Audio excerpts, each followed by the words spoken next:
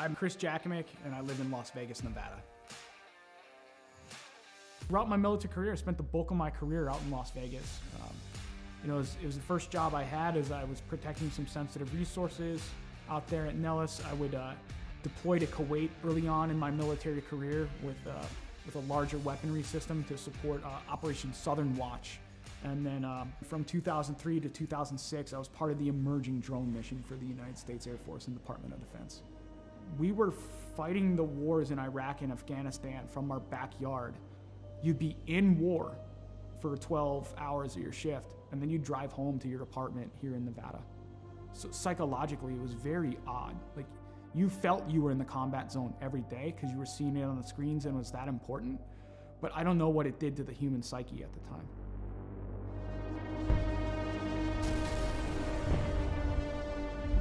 Some things would kind of happen in my personal life after that would change a lot. When Adam joined the Marine Corps, it was a natural fit. Anybody who joins the military, especially after 9/11 happened, you're looking for that purpose. I think that's why he made the choice. It's like, let me go be a Marine.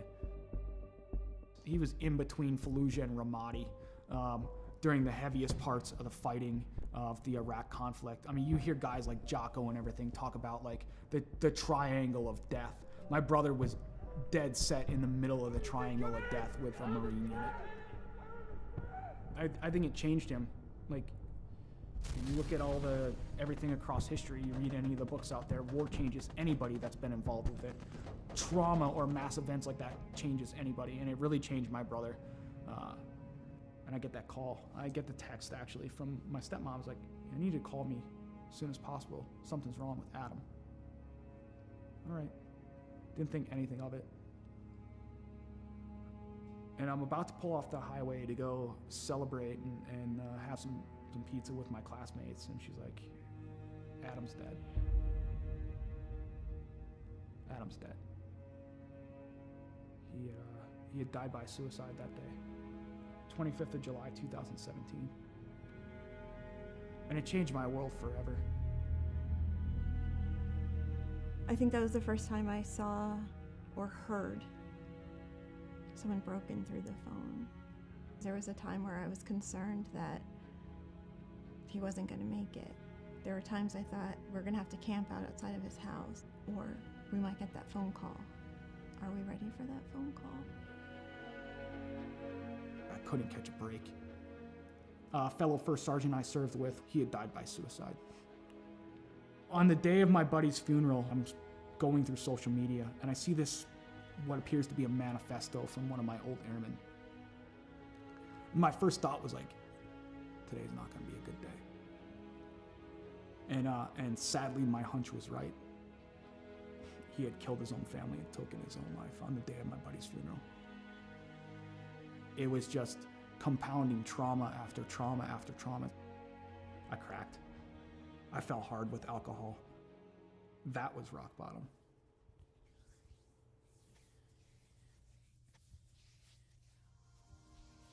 I first heard about Mission 22 just by like surfing the internet and looking on there and seeing some of the programs that they had available. I was like, something seems right about this. To be in a program like the R&R program with them and the innovative things that they're putting together, I have not seen in any other veteran nonprofit. It's putting all this stuff together to heal in the most effective way possible.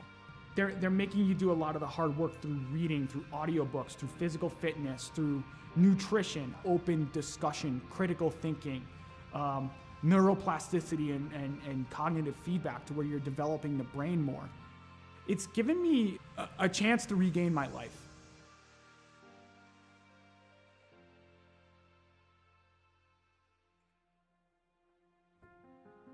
Cycling's been a big part of my recovery. Is around the time I retired, a little over a year ago, I set forth, as like, let me set this goal to ride 2,020 miles in 2020 for another veteran nonprofit that supports Gold Star families and those lost either to accident or to suicide. Every time I got on that bike, I was like, you know what? There's a name, there's a dash that I'm gonna honor today. Not the dates on the gravestone. Is like, I'm gonna honor that life.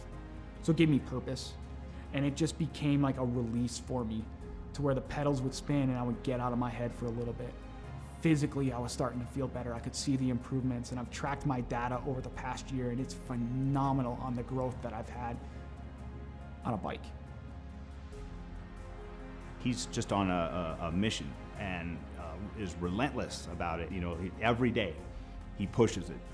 From the loss of his brother and a number of different trauma that he had gone through in his life, it was absolutely critical for him to find something that he could sink his teeth into. I think he's taken the ball and run with it with Mission 22, especially the R&R, the recovery and resilience part. I think it makes him stronger in the person that he is today.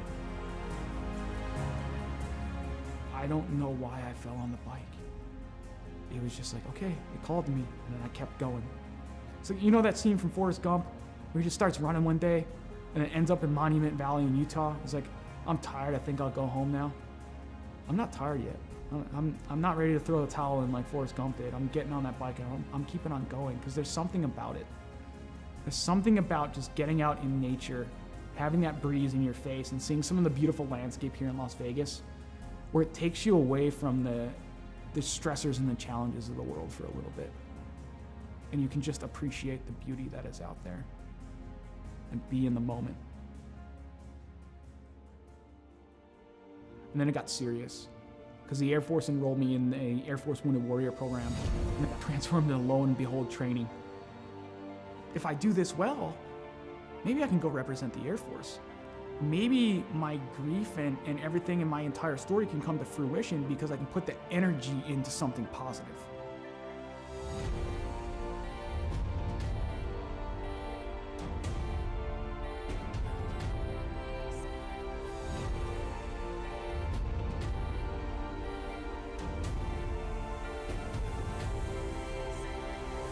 If I made the team, I'd just be overwhelmed with emotion. I suffered a lot of my trauma because of my military service, but at the end, it's like, I gotta be grateful that I'm allowed to compete in this because there are others who didn't make it home or lost the war at home that's what it's about.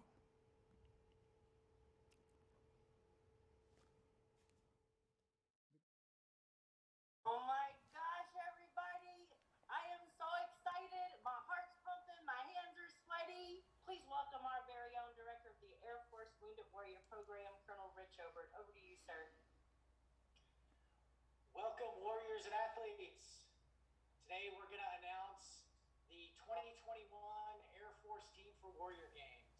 The selection was difficult as there were many hardworking and deserving individuals, and the work and dedication was apparent by all. I know the suspense is killing you, so I'll turn it back over to Marcia. Good luck to each of you. Back to you, Marcia. All right, thank you, sir. Starting us out from Air Education and Training Command, Major Daniel, Lieutenant Dan Cariña. Yes, yes, yes. Air Combat Command, out of Texas, Master Sergeant Nicole Nikki Favuza. From Valdosta, Georgia, Technical Sergeant retired Antonio Del Vecchio. From East Liberty, Ohio, Airman retired Pete Murphy. Technical Sergeant retired Margie Hinkle. And coming up next, former pole vaulter, that is very similar to Blaze Velarde, coming to you from Las Vegas, Nevada, Master Sergeant retired Chris Jacksonek. Warrior Games competitor back on the team, Staff Sergeant retired Joseph Alex Pate. Whew. What? He did All right. big things. Back in the day, he's gonna do big things. Coming to you from St. Henry. Wow. We look at Mission 22 and we see all the shirts, we see all the flags out there. I don't think enough of the people understand how big the programs actually are and how that is actually in there. And like, I'm a benefactor from the donations of these private donors that are there to allow me to live life, to improve life for not only myself, but for friends, for fellow veterans, for my children, for my girlfriend, for my family, is to be that, to say, you know what? We can keep going at the end of the day. We can Welcome back, ladies and gentlemen. It is Friday. That means it's time for Gears Unlimited Friday Night Lights. We are with the 358 Modifieds at Lima Land. It is week 6. Tonight we have an absolute packed house, counting 29 cars in the field. We will have some drivers head home tonight. Thank you all for tuning in. Got Your Six Racing Network. As always, we are racing for awareness of veterans issues. You'll see us play promos from various organizations doing great things for veterans. Appreciate it if you can donate. If not, let a veteran know that you appreciate their service to our country. And without further ado, we'll get the drivers off the track and get the night underway. As soon as I log it as a race controller. All drivers clear the track. All drivers clear the track, please.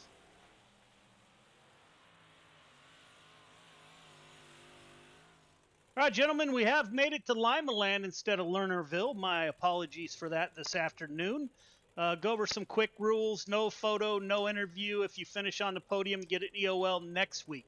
Bring out 2 cautions in any race, be it a heat race or a feature race. You will be DQ'd from that division for that night. Intentional contact is absolutely never acceptable. Does not matter when it happens. Before the green flag, after the green flag. The whole show is broadcast, so intentional contact at any time you are looking at a protest. Wall riding, especially here, will not be acceptable. You'll get a warning, and if it is deemed severe enough, race control will EOL or remove you from the server. If your car starts blinking, first time you're going to get a warning. Second time, you're going to get an EOL. Third time, you will be asked to park it for the night. Incidents do count against your overall points for the night, so keep that in mind. And once a caution comes out, the field is frozen. At that time, you're not going to improve your position. We ask that you get off the throttle and coast to a stop. There's no need to hammer down once the caution comes out, as the field is frozen. We are going to do all restarts on leader tonight. That's due to driver input. And I will let Clayton go ahead and talk about where the restart zone is for tonight. Clayton?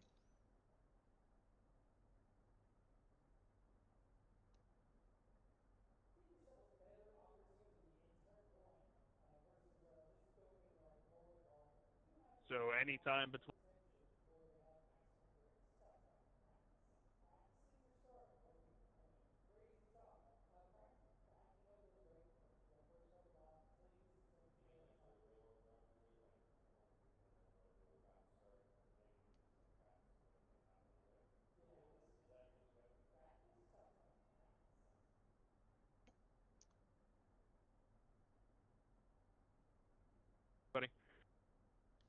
It appears I do not have Discord sound at the moment, so we'll probably scratch driver interviews unless I can get that fixed. Any questions, comments, or concerns? Now would be the time.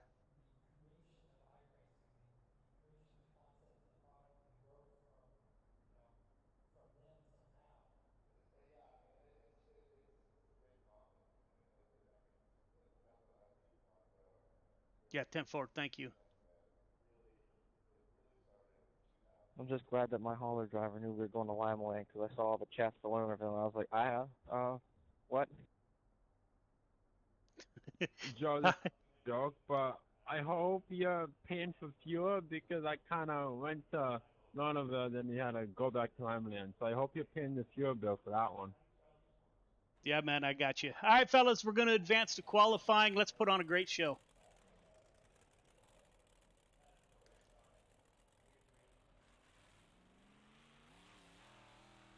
We have advanced to Tight Lines Apparel Quick Time Qualifying. Have a passion for the great outdoors and fishing? Tight Lines Apparel has all your fishing apparel needs for the whole family, from women's to men's and youth sizes. Family owned and operated, Tight Lines Apparel has a passion for the outdoors, and everything is custom made to order from tees to hoodies. Tight Lines Apparel is your one-stop shop for all your fishing apparel needs. Act now and use code SIMRACERSHIP for free shipping on your order. That's SIMRACERSHIP for free shipping. Be sure to give them a like and follow on Facebook and Instagram and get the whole family set up with Tight Lines Apparel. Keep it tight with Tight Lines Apparel. We do have cars out on the track. Let's bring up the...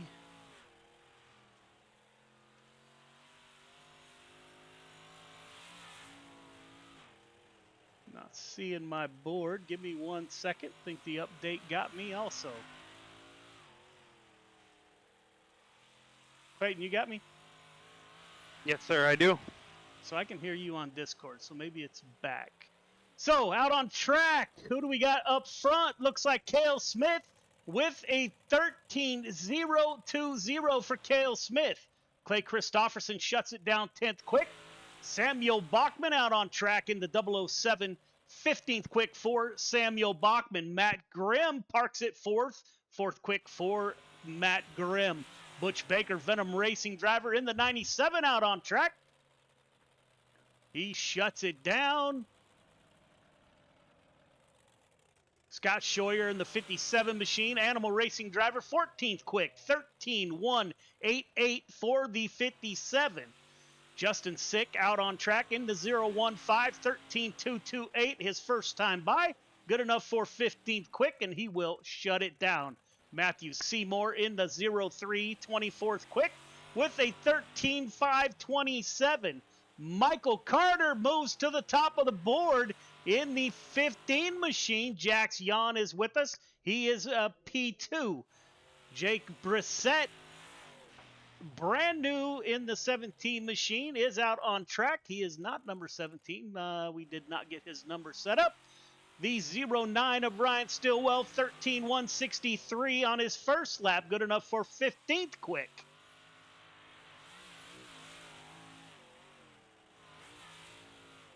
Seymour 26th quick. We are waiting for the 11 car.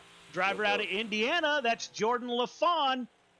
He will start the clock that time by. Coming off a turn 4, the 11 car at the line. Does LaFawn have anything for Michael Carter? 10th quick for Jordan LaFawn in that 11 machine. See if he can improve. Anthony Marfulio, 26 quick in the 238. Driver out of New Hampshire. Michael Carter with your Quick Time Award. Heat 1 to the grid. Heat 1 to the grid, please. Michael Carter, Jake Brissett on the front row. Matt Grimm, Jordan LaFawn in row 2. Randy Shreves and Ryan Stillwell in 3. Clay Christopherson, Randall Dixon in 4. James Ingram, Matthew Seymour round out your field of 10 drivers. All right, drivers, welcome to heat number 1. Leader, 1.5 car length behind the pace truck. Everybody else, once you get the 1 to go, tighten it up. Half car length between yourself, the car in front of you. All starts are on the leader tonight. You got 8 laps to get it done. Top 4 heading straight to the feature. Race hard, race clean. Put on a great show. Good luck. All right, Michael Carter on that front row. Clayton, 15 is going to be hard to beat with a newcomer to his outside. That's Jake Brissett. Yeah, Jake with Black Sheep Racing is very, very fast. We'll see what that, I believe he is the 17 car. We'll see what he can do. Also, guys, just real quick, every time we go green tonight, there will be one warning if you fire off before the cone. Second time, we'll throw a caution. We'll throw a caution the first 15 time. 15 car, that is Michael Carter. Second time, throw a caution. Congratulations, Michael Carter, with the Tight Lines Apparel Quick Time Award. Will take us to the green flag. Green flag is out. We are underway. Michael Carter dives to the bottom. It looks like the bottom is the place to be early. Carter, Matt Grimm, the Wyobe Racing driver in the 91 in P2. As the caution comes out, looks like Randy Shreves replays tonight. Brought to you by the Dirt Track Bank. See what happened to the 56 machine. Randy Shreves running side by side with the 09 of Stillwell. Shreves pulling up. The 9 car comes down into his right rear. 9 swerves down. Yes, sir, on that right rear there. Sends the 9 56 car around. comes down into the right rear of the 56, kicking that off. Car number 9, EOL.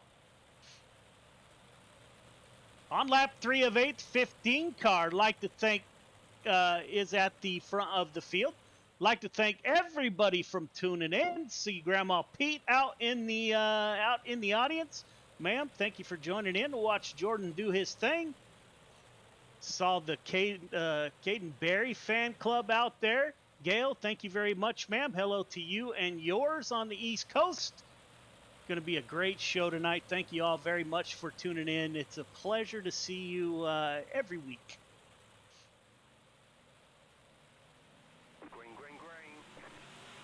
Good restart on the outside. Not sure if Brissett beat Michael Carter to the line. Michael Carter running the bottom. Brissett, he's about a half lane higher.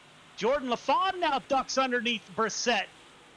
LaFawn running the bottom. He's getting pressure from the 91. That is Matt Grimm in the 4th and final transfer position. Will Grimm get by Brissett to put Brissett on the hot seat? Clay Christopherson, the first car on the outside looking in the 51 machine. Top 4 get a little bit of space on lap 4 of 8. Brissett still battling it out with Matt Grimm as the 11 car of Jordan LaFawn takes a peek underneath the 15 car of Michael Carter.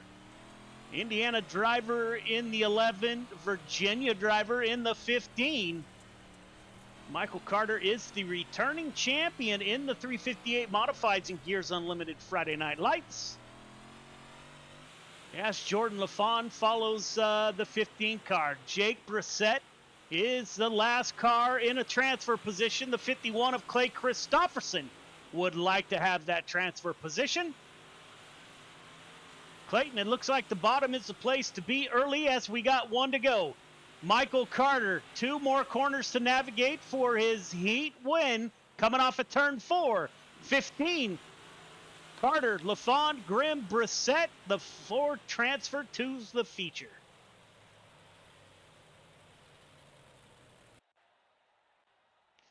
Heat 2 to the grid, heat 2 to the grid, please. Jax Jan, Isaac Salas on the front row. Joseph Grandy, Chris Cox in row 2. Brandon Wright, Anthony Marfulio in 3. Justin Sick, Butch Baker in 4. Luke Hines and Chase Buddy, let's put on the show. Denow rounds out your field of 10 drivers. All right, leader. 1.5 car length behind the pace truck, please. Everybody else, once you get the 1 to go, tighten it up. Half car length between yourself, the car in front of you. All starts on green. You got 8 laps to get it done. Top 4 heading directly to the feature. Everyone else going to a Consi. Race hard, race clean, good luck. Boy, these heat races get over in a big hurry. All right. Yeah, Lima Land's a very, very bottom-dependent track. Second time if you jump it, you got kind of cut off there. Yeah, second. That bottom will wear out, and these cars will move to the outside. Jax Jan, the youngster out of Florida, I believe, in the 24 with a good start. Isaac Salas in the 5 car on the rear bumper of Jax Jan. Joseph Grandy in that orange 518 in the final transfer position. As the caution comes out, I did not see a caution. Yeah, Jax went a little early here on the start, trying to get these guys to get familiar with a race, with a restart zone. Jack's a little early, just a warning for him here.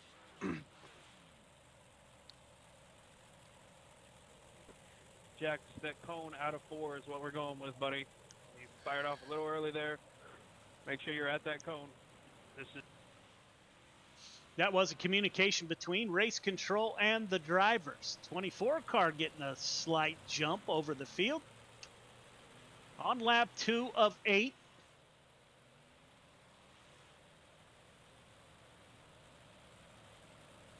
So we will line them back up and get going once again.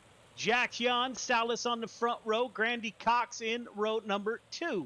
Those are your 4 transfer drivers. The 22 IC machine of Brandon Wright is the first car on the outside looking in. Anthony Marfulio in the 238 is on the outside. As the green flag comes back out, Jax Yon with the restart. We are side by side by side. A little bit of contact with the 515 of Chris Cox as he tries to get to the rear bumper of the 518. Now Grandy in the 518 putting pressure on Isaac Salas as the caution comes out.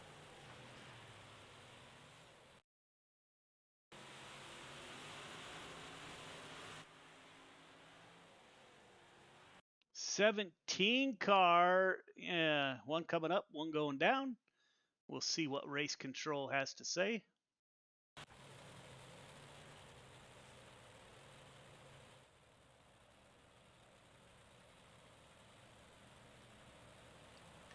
Tonight's 358 Modifieds brought to you by A&J Landscaping. Like to thank those folks for stepping up and becoming a division sponsor.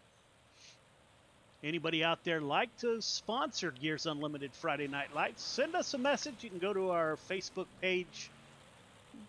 Send me an email, joe@gy6rn.com, and we will find a way for you to participate in this 64-car league. Jax Yon at the front of the field. Isaac Salas still to his outside. Top four have not changed. On lap 2 of 8.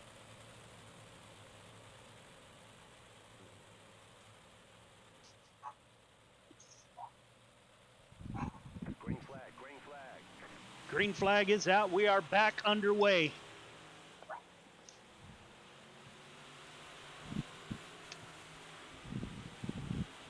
Jax Yon to the front of the field. The 518 makes a little contact with the 5. And we have trouble in the back. Looked like Marfulio, a little bit of checking up there going on in front of him. In that 238, he was running 5th. There's the contact. 518 has to check up. The 97 into the left, or the, left rear of the 238. Chain reaction after that.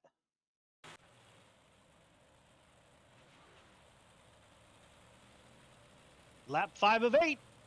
Taking us a while to get this heat race done.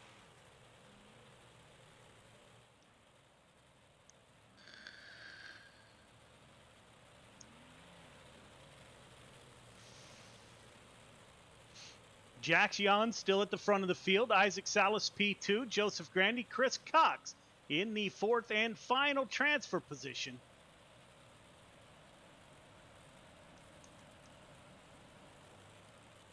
It will be Jax Yon that takes us to the restart here. We're on board with the youngster in the 24. Pace truck is off. We are single file. On board with the 5 of Isaac Salas, driver out of North Dakota. Venom Racing driver pulls up to the rear bumper. Good start by Jax Yon as he opens up a bit of a gap between himself and the 5 car. Anthony Marfulio put the 238 in the 4th and final transfer position. Brandon Wright in the 222 down low. They make contact. That is not going to work. Chris Cox lucky to get to the bottom and get around him there. Caution's going to come out here. 238 of Anthony Marfulio. Oh, the 22 of Brandon Wright just comes up. Slides up and gets into the 238. Puts Marfulio into the fence.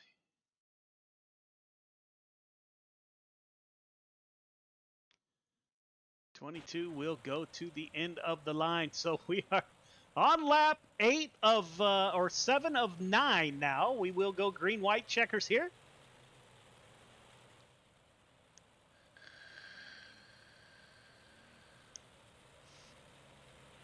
Jax Yon, Isaac Salas, Joseph Grandy, Chris Cox, your top 4.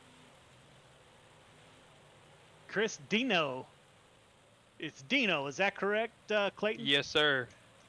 He is the first car on the outside looking in, has moved up 5 positions from his start in that 320 machine. but it will be Jax Yon at the front of the field, taking us back to green. Good restart by the 24. Isaac Salas in P2. The 515 down low. The 518 run in the middle.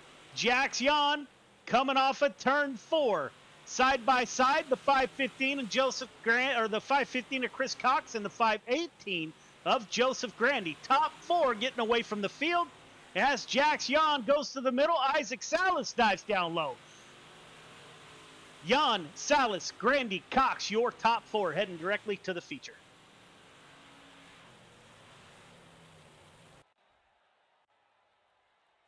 Heat 3 to the grid. Heat 3 to the grid, please. Cale Smith, Grant Wesley on the front row. Ingram, Barry in row 2. Sanders, Scheuer in 3. Roberts, Bachman in 4. Michael Vitale rounds out your field of 9 drivers. All right, leaders, stay 1.5 car length behind the pace truck, please. Everybody else, once you get the one to go, tighten it up. Half car length between yourself, the car in front of you. Start is on the leader. Got 8 laps to get it done. Top 4 heading directly to the feature. Race hard, race clean. Good luck. Cale Smith is a prior Navy member in that 115. Like to thank Cale for his service to our country.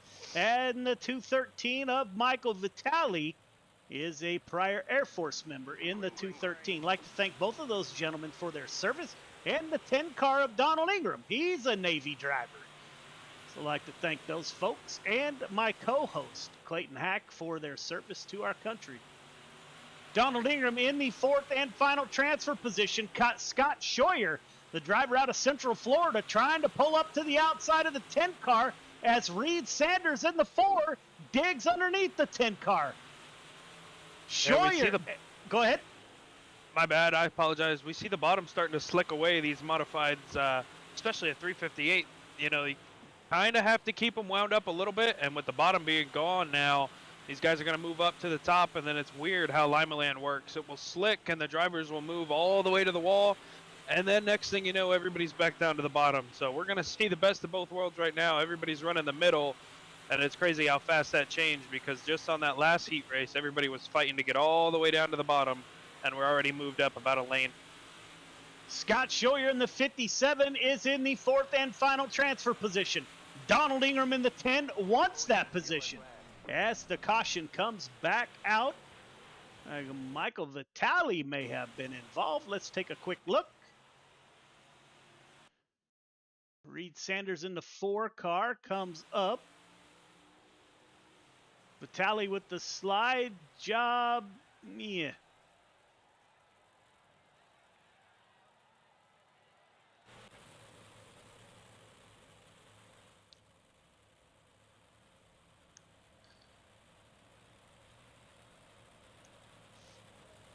Smith, Wesley, Barry, Scheuer are your top 4.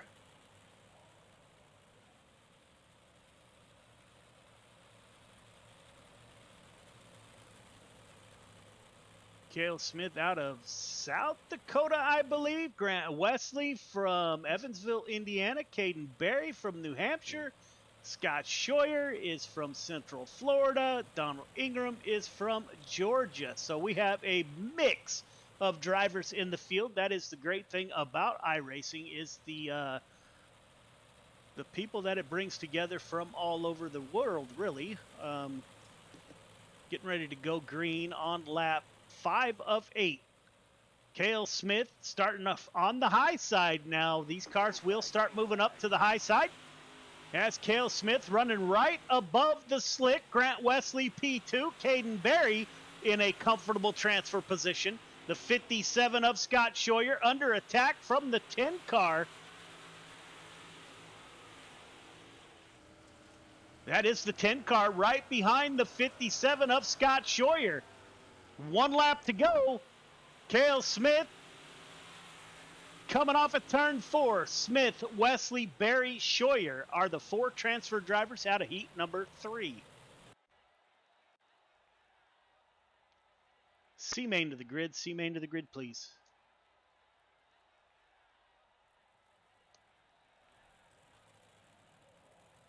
All right, drivers. Welcome to the C main. Leader 1.5 car length behind the pace truck, please. Everybody else, tighten it up. Half car length between yourself, the car in front of you. Once the with 1 to go. The restart is on leader. Got 10 laps to get it done. 4 of you will transfer to the B main. Race hard, race clean, good luck. We forgot to talk this week. Well, we talked, but not about iRacing, Clayton, about how to, I'm sure everyone in the B will transfer, and only 4 out of the C will go to the B, so we still need to figure that out. Oh, yeah, I remember that. Yeah. Simple fix. I'll show you after. Pace truck is off, as is the 4 car of Reed Sanders. Ryan Stillwell on the outside. Currently, Chase Dino in the 320 is the 4th and final transfer driver, as the 22 of Brandon Wright moves up. He's getting on the top side of the 320. He's running the middle. It looks like the 22 will now move up into that final transfer position, as Michael Vitale in the 213 battles back. Up front, Reed Sanders getting it done. Ryan Stillwell, P2. Samuel Bachman, P3. Brandon Wright in the 22 in the 4th and final transfer position. Michael Vitale in the 213 Gears Unlimited ride is able to move up. He is the first car on the outside looking in as the caution. We saw that one live. Yeah, and when would you ever expect Michael Vitale to be in threat of elimination right now? Yeah, that's something that you don't see too often for sure. Take a look at the 320s incident here and see what happens. Oh, he just gets too loose, comes down into, gets in the I believe side. it's 27 of Luke Hines.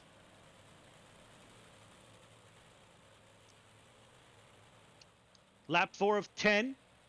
Reed Sanders continues to lead. He's got Ryan Stillwell right behind him.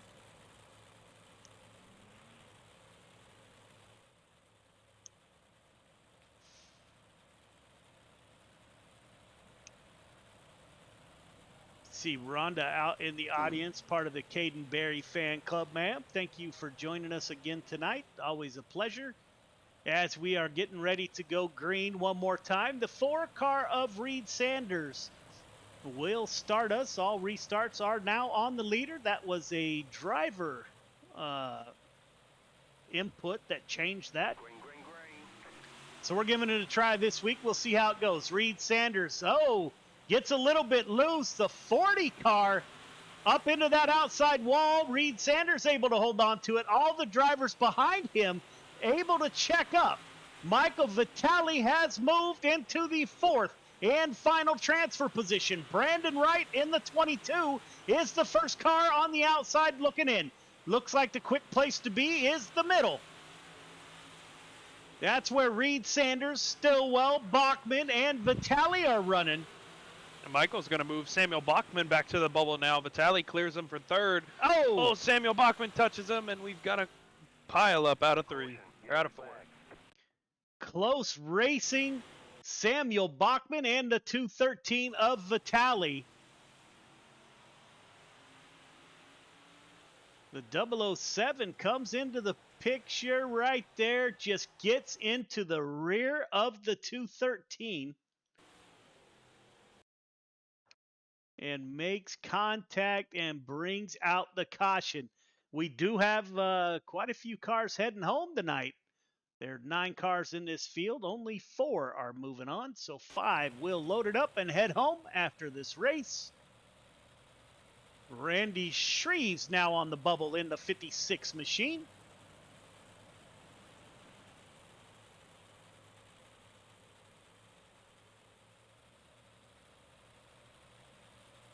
As Reed Sanders in the 4 machine will take us back to the green flag on lap 8 of 10.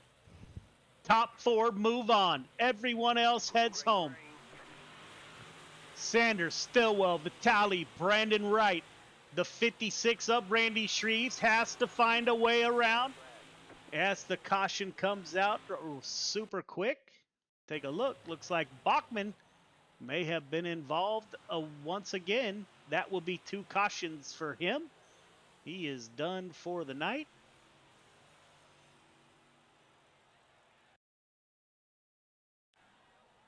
Ooh. Might. Maybe I spoke too soon. Yeah, I'm going to have to watch this one a little too slow. Samuel Bachman's running the middle. He does come up, yes, but Luke Hines with the majority move there. Luke Hines comes down as well. That's going to be a racing incident. However, the 007 of Samuel Bachman jumped that last restart there. I saw it.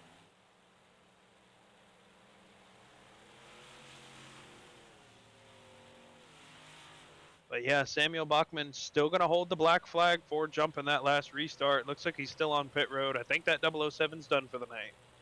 And we did make some changes also to those fans out there. Know that we were waiting for drivers to be able to enter back into the field. We're going to let iRacing control that from here on out.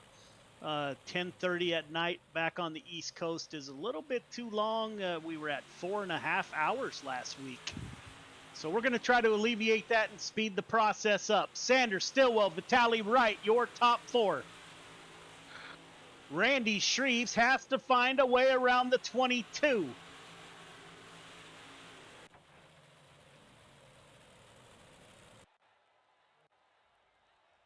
Sorry about that. B main to the grid. B main to the grid, please. Clay Christopherson, Justin Sick on the front row. Ingram Dixon in row 2. Marvulio Robertson 3. Seymour Baker in 4. Sanders Stillwell in 5. Vitaly Wright in row number 6.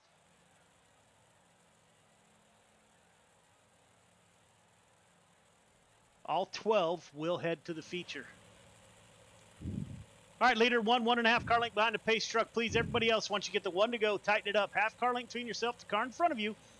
The start is on leader. You got 10 laps to get it done. Everybody heading to the feature, so just racing for starting position. Race hard, race clean. 10 laps to get it done. Good luck. I like Justin Sick on the outside of the front row. That's 015 car, driver out of New York. I'm going with Justin Sick in the B main. Yeah, I was going to pick him too. As long as he can time this start, he could get around Clay Christopherson if he can pin Clay to the bottom and hold him down there. See him move high quick. Momentum's going to be on his side out of 2. Justin Sick can't quite pull even. 51 car digging down low. The high side prevails. Justin Sick to the lead. Clay Christopherson P2. Donald Ingram in P3. Anthony Marvulio in the 238 digging on the bottom side. He's in P4. Randall Dixon in the 111 is P4. Billy Roberts in the 99. The Gears Unlimited owner-operator Billy Roberts in P6 in the 99 machine. Butch Baker in the 97. Venom Racing driver is back in P7. Ryan Stillwell moves up to, hard into the wall. Butch Baker. Let's take a look. Butch Baker hard into the outside wall. Yeah, that's off the 99's right rear too. Just 97's on his outside. Maybe thinks he's clear and just throws the right rear out. Takes the 97 for a ride. 99's going to go to the back. Unfortunate. Everyone is headed to the feature tonight, however. Justin Sick at the front of the field with Clay Christopherson right behind him. Donald Ingram, Randall Dixon, Anthony Marvulio, Stillwell, Seymour, Wright, Sanders.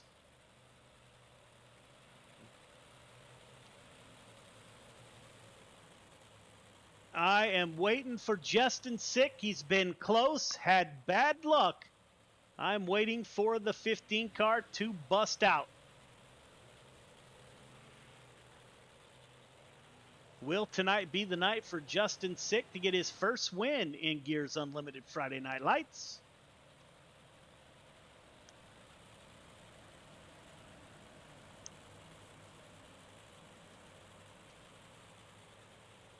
It will be Justin Sick that takes us to the green flag. Restart is on leader. Sick is off. He's got Clay Christopherson on his outside. Those two have swapped places. Christopherson not able to get side by side. Can't quite make it happen. We got a battle in the back. We're going to go 3 wide.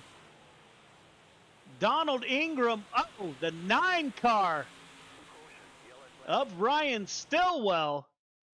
Close racing does not necessarily work well here at Lima Land. And these guys are getting about as close as you can get. The 9 checks up, little tap from the 10 there. Then gets into the back of the 10. It's a little bit loose, collects the 22, the 213 of Vitali coming into the picture. Looks like Michael able to get away with minimal damage. So lap 6 of 10 of the B main, everyone moving on.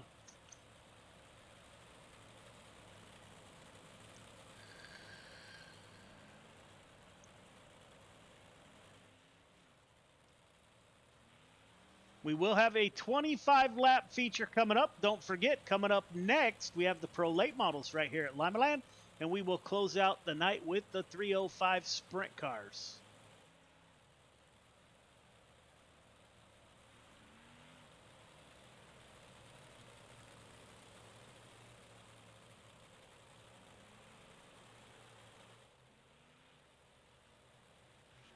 Justin Sick will restart the field. Leader, a little tighter to the pace truck, please.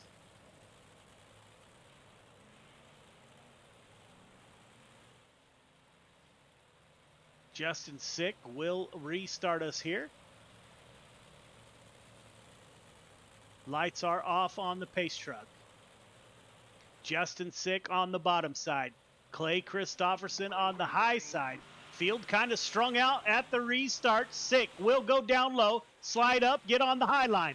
Clay Christopherson thought about a crossover, could not quite get it done as the caution comes out once again.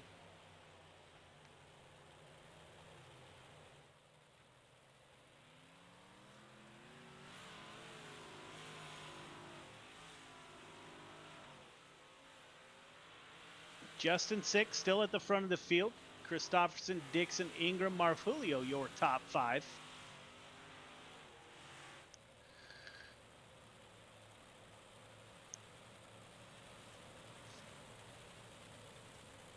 We will go a single file restart this time, again on lap 6 of 10.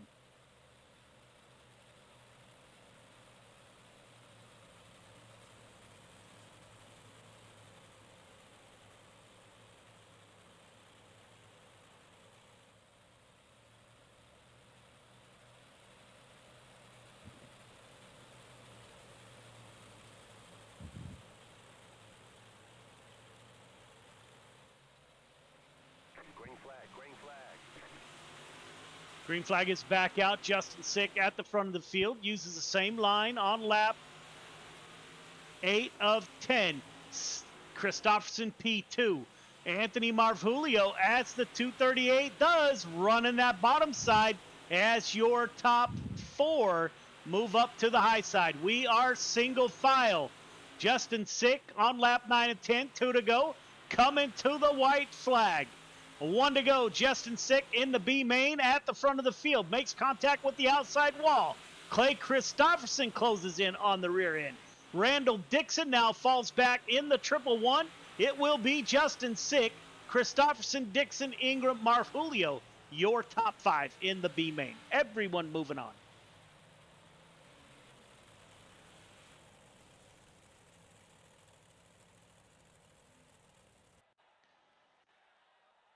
Three minutes of warm-up. Ladies and gentlemen, we will be right back.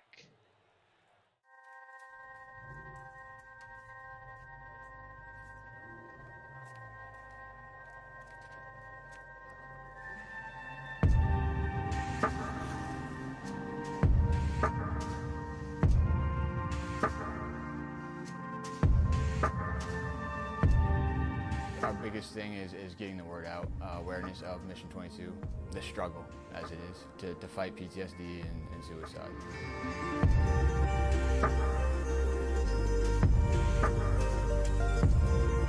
My name is Corey Decker. I'm the state representative for Mission 22. This year's been great. We got a bunch of great guys that have gotten together and decided to create this rally. The word's getting out, and it's turning into quite an event where we can actually help a lot of veterans.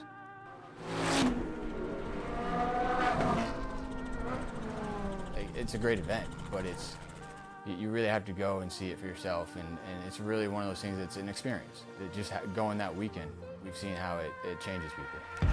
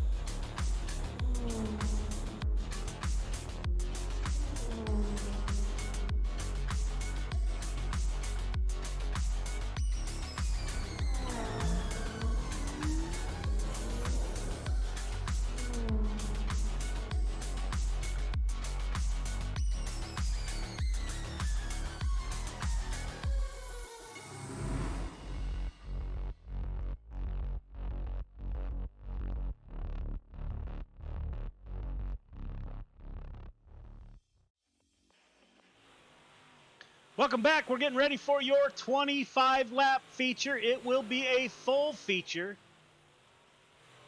with 24 cars.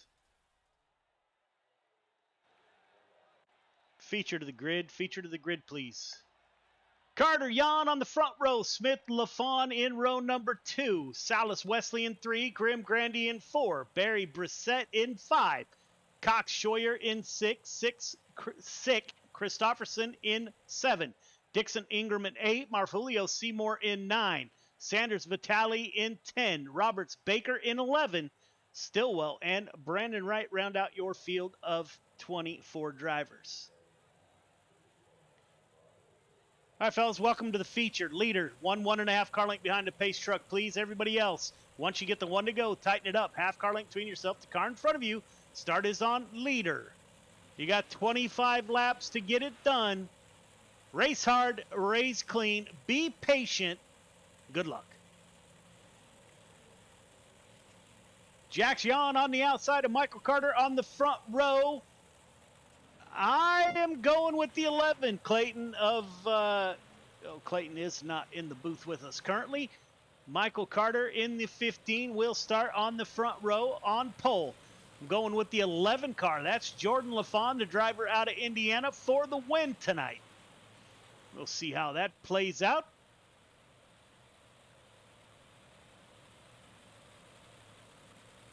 Tighten it up, please. Okay, I'm back. Jax Yan laying off the leader here. We are lined up. The field looks good. Lights are off on the pace truck. We are getting ready for the first feature of the night. Michael Carter will start us in that 15. Green flag is out. We are underway. Carter on the bottom side. He will slide up in front of the 24. Crossover coming. Jax Yan cannot make it happen.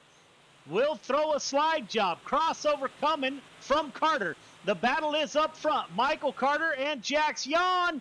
Contact made.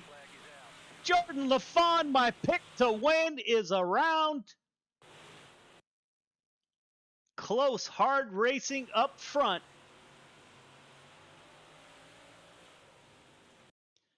Jordan LaFont checks up for the 24, and contact is made by the 88. Yeah, really. Just one of those nowhere to go situations. Michael Carter at the front of the field.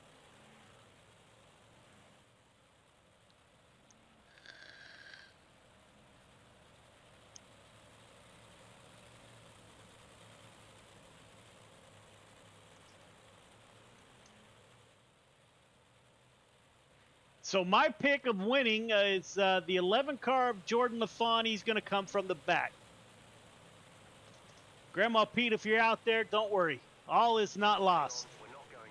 As we extend the caution, Jordan LaFont will start in the back of the field here. Has some laps to get through the field.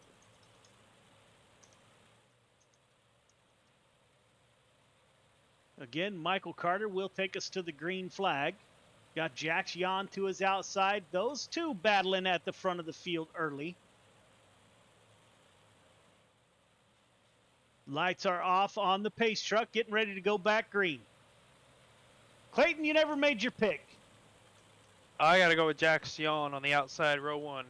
No votes for the 15 car of Michael Carter. Here we go. Green flag is back out. 15 car of Michael Carter will slide up in front of the 24. His teammate, that is the 115 in the white and blue car. The CTM drivers. Oh, contact made. Salas makes a little contact. They're able to drive through it. Michael Carter at the front of the field with Jax Jan in tow. You got a couple of cars working down low. That is the 115 and the 91. That is Smith and Grimm. Scott Scheuer, Animal Racing driver, brings out the caution in the 57. The 11 just way too hot into the corner. Collects the 57. Jordan LaFont makes contact. So the 11 car EOL. There is still time. There is still time. Jax Jan and Michael Carter at the front of the field on lap. Let me get there. On lap 6 or 5 of 25. So we have a long way to go.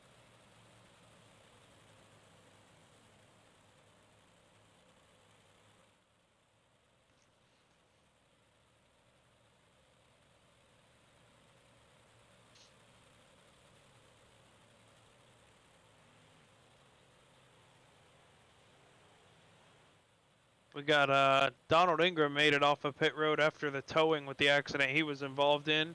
Joe, just a quick question for you. Are we back to waiver rounds? If so, I'll give him one next caution. Yeah, no waiver rounds. We're going to let Okey-dokey. iRacing do their thing. Yes, sir. Michael Carter on the inside of Jax Jan.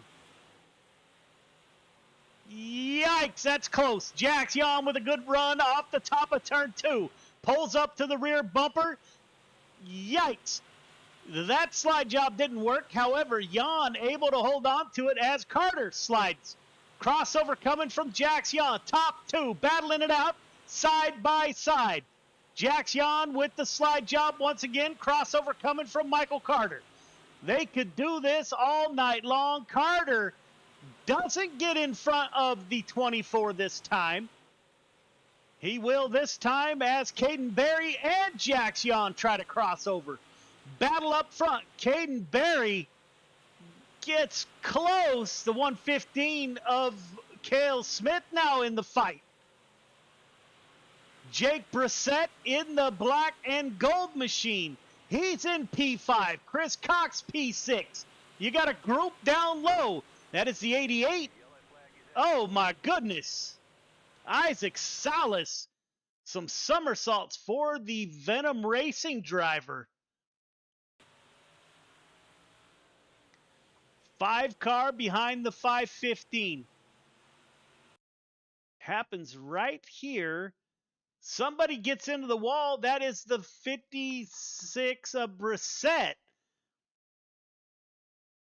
Brissett helicopters down, as does Isaac Salas.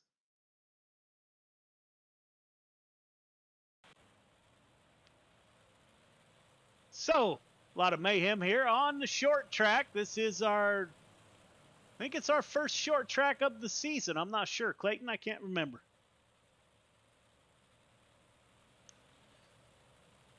Trying to determine this incident here. Jax, Young, Carter, Barry, Smith, Cox. Man, I have got to take a look at who gets into the wall here. 50. That is Brissett. I did not have time to assign him a number.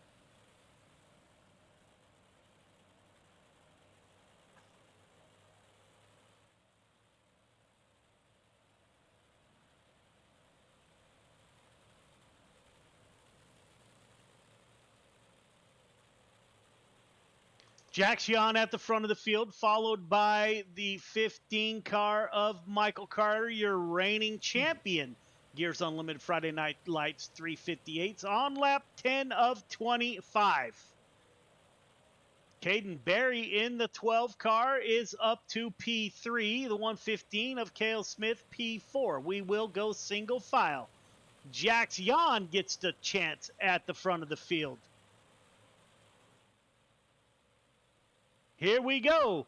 24 car of Jax Jan is off. Good restart by Jax Jan. Will Michael Carter lay off of Jan a little bit, get some laps before he dives back in? Anthony Marfulio back there with Justin Sick and the 518 of Joseph Grandy. The 51 of Clay Christopherson is on the bottom side. The 03, that is Matthew Seymour running the middle. We got 3 lanes of racing. 213 makes contact with the 03 and gets back into the rear bumper of the 03. So we missed it. Michael Carter, it appears. Let's see, did Carter make the pass for the lead? Those two battling it out.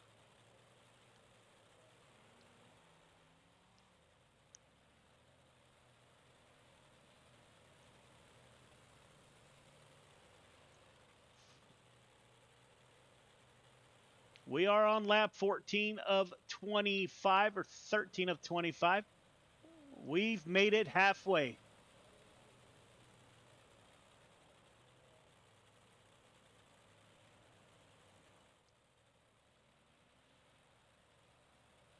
A ton of cars on the track this small.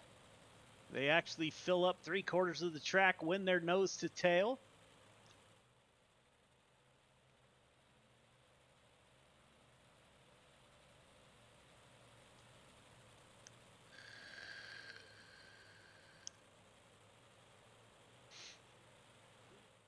Michael Carter did take back over the lead, and we were away looking at the back of the field. Somebody coming out of the pits there as the pace truck exits. Michael Carter will take us back to green. Holden, go. The 15 is off. Jax Jan in P2. Caden Berry in P3. Cale Smith is the first car on the outside looking at a podium finish. Jax Jan not able to make the pass yet, may be biding his time as he cuts down at the exit of turn 2 a little bit. On lap 15 of 25. Is Jax Jan sizing up the 15 for a late race pass? Both cars on the high side. Caden Berry in the third and final podium position in the 12 car, the youngster out of New Hampshire. As Jax Jan pulls to the rear bumper, slide job coming. Michael Carter with the crossover. Jax Jan actually let off the throttle at the perfect time. Michael Carter was not able to complete the crossover. Brandon Wright in the 111 involved in an incident. Let's take a look. Billy Roberts and Jordan LaFawn make contact. Jordan LaFon not having the race that he wanted to have for sure. Jordan LaFon's going to get disqualified. The 11 will be disqualified for his second caution of the night. No, it was definitely the intentional contact on that 99 of Billy Roberts. They touched coming off a 2. Billy keys up and, you know, notifies of the incident, and instead of accepting it, Jordan comes back around the track and T-bones Billy as he's coming to on the backstretch, pulling down off the track. So unfortunately, it sounds like we have an incident of intentional contact, which will be reviewed. As you hear in the driver's meeting, intentional contact will result in suspension. So we will take a look post-race. Meanwhile, lap 18 of 25. Jax Yawn at the front of the field. Michael Carter, P2. Caden Berry, P3. Berry has been minding his P's and Q's, running on the high side while the top two battle it out. Is Berry waiting for the perfect opportunity? Is the 115 of Cale Smith waiting for his opportunity for a late race dash to the podium? Up front, Jax Yawn pulling away from Michael Carter now. The youngster in the 24 breaking away from the field on lap 21 of 25. Michael Carter into the outside fence, as was somebody else. Didn't catch it, saw it out of the corner of my eye. Caden Berry holding on to the final podium. Cale Smith wants the final podium. We'll go on board with Cale Smith in the 115 as he is running right behind the 12.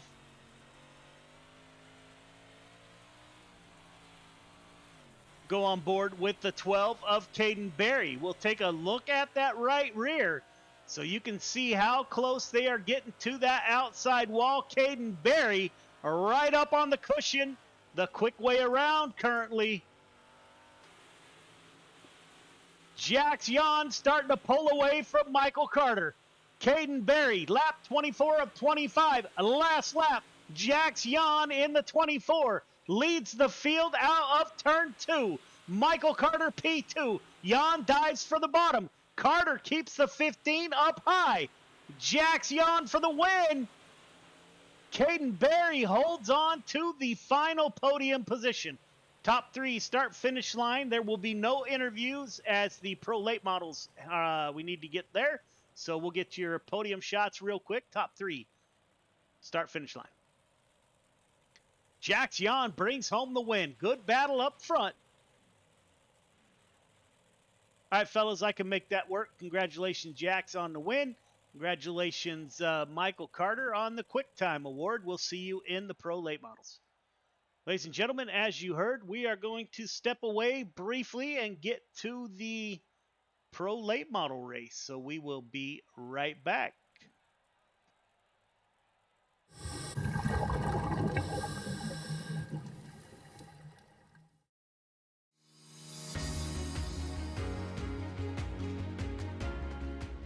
My name's Nick Powers, and I'm the president and lead instructor of Warfighter Scuba.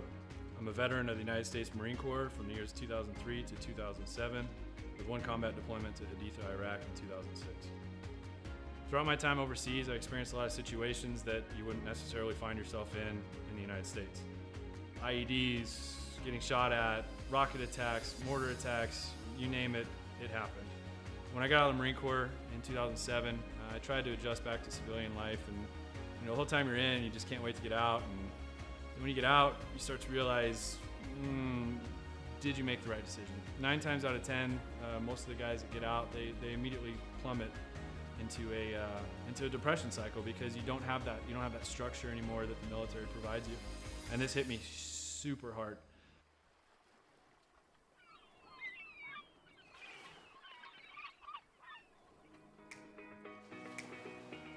We moved to one of the #1 top dive destinations in the entire world, and I figured I'd start getting back into scuba diving. And after our first couple dives, I realized how peaceful it was underwater and how none of my problems followed me. You're just there in the present moment. I had the idea for Warfighter Scuba, and I kind of hinted at it, and they said, "You go for it." And that's basically how Warfighter Scuba was born.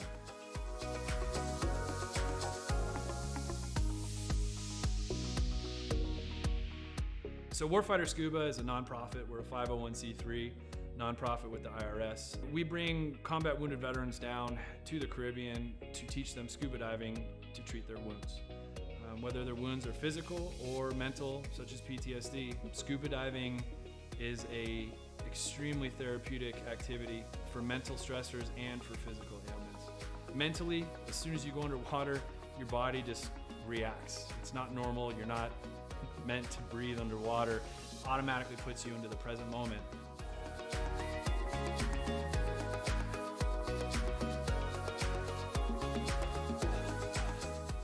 You have nothing but peace and calm. This ability to separate yourself from reality really allows veterans to find out what their trigger mechanism might be for their particular mental stressors.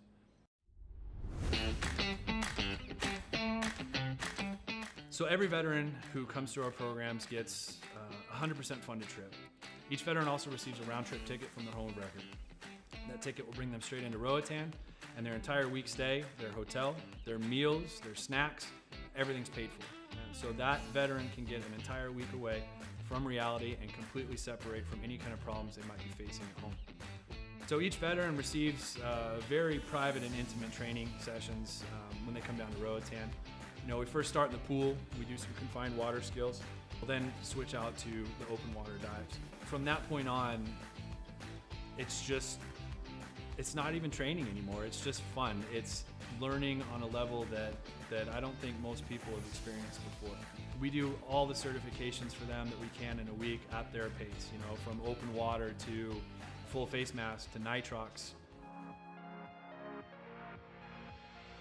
Every trip that we have, whether it's one veteran or 4 veterans at a time, we just have a blast. There's no bad karma. We've seen sharks, we've seen turtles. We've seen 4 eagle rays at once. Just the things that happen when we're in the water together are truly, they're just unbelievable. The dedication that these vets have now to scuba diving and to wanting to come back and to help other veterans experience what they've experienced, it hits me in the heart more than most things have ever hit me in my heart. It's truly an honor to take these heroes into the water. It's really cool to see the transformation that happens to them, from being, oh my gosh, I don't know if I'm gonna be able to do this. I've gone snorkeling a few times, or I'm not that good of a swimmer. And the funny thing about scuba is none of that matters. You're completely weightless in the water. You could come down and have 0 experience in the water and be one of the better scuba divers out there.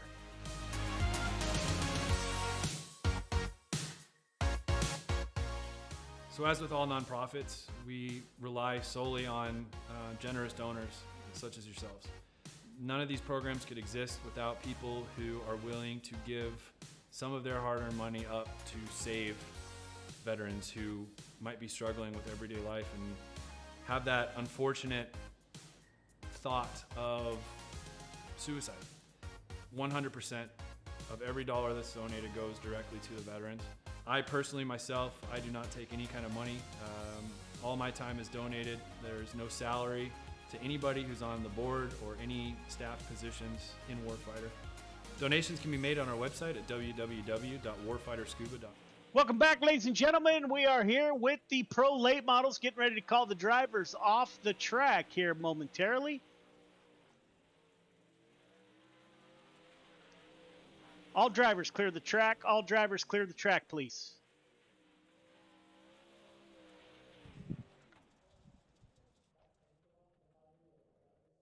All right, fellas, we are running a little bit behind. We'll go over some quick notes here. No podium, no photo, EOL next week. 2 cautions in any race. You are DQ'd. Intentional contact will result in a suspension. call-outs need to stop. Race comms are for informational purposes only.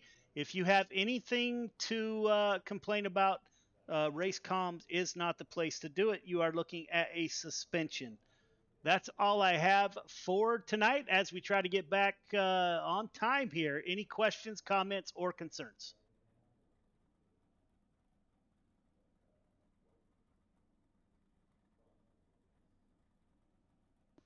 All right, fellas, none heard. We're going to advance to qualifying. I wish you the best of luck.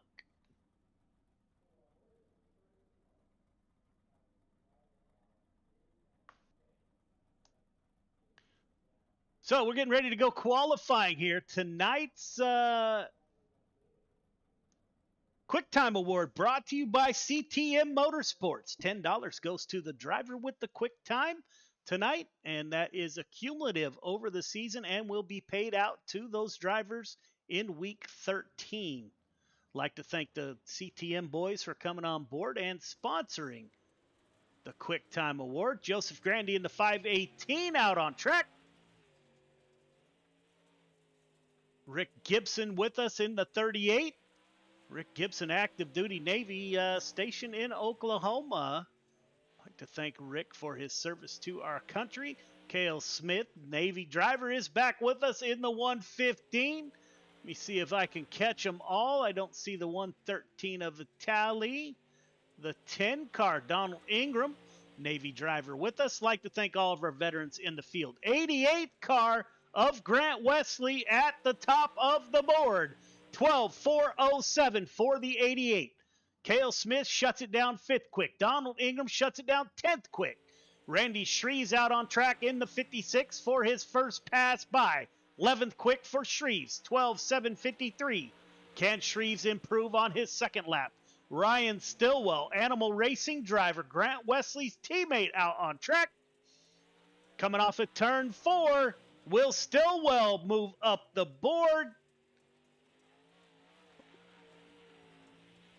Must have hit the wall as we did not get a time. James Ingram in the 40 machine. 16th quick for James Ingram. Michael Carter in the 15 out on track. Will Michael Carter, second quick, 12.502 for the 15.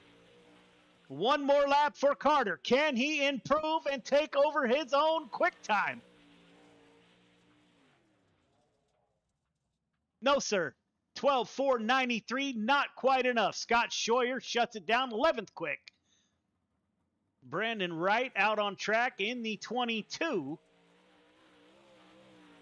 Grant Wesley with a 12.407 at the top of the board.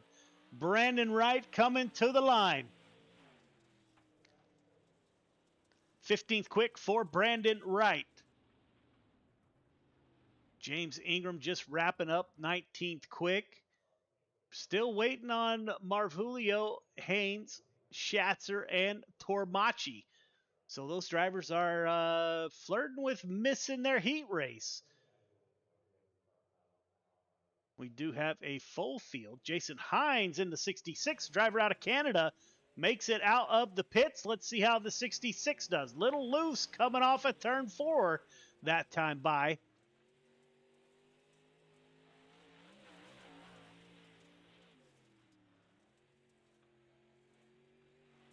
Still have not seen Marvulio, Schatzer, or Tormachi. 19th quick for Hines. Grant Wesley with your CTM quick time. Heat 1 to the grid. Heat 1 to the grid, please. Wesley Kemper on the front row. Cale Smith, Samuel Bachman in row 2. Barry Shreves in 3. Hines Schatzer in row number 4. All right, leader, 1.5 car length behind the pace truck, please. Everybody else, once you get the 1 to go, tighten it up. Half car length between yourself to the car in front of you. Start is on leader. Do not jump the start. Do not pass before the start-finish line. Got 8 laps to get it done. Everyone headed to the feature the last I checked. Congratulations to the 88 car of Grant Wesley with the CTM Motorsports quick time. Good luck.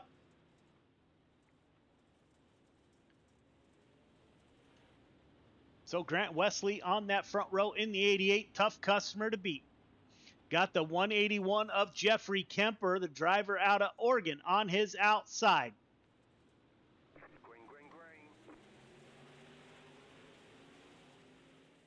Grant Wesley opens up a sizable lead. Cale Smith able to wind up the 115 and get up to P2.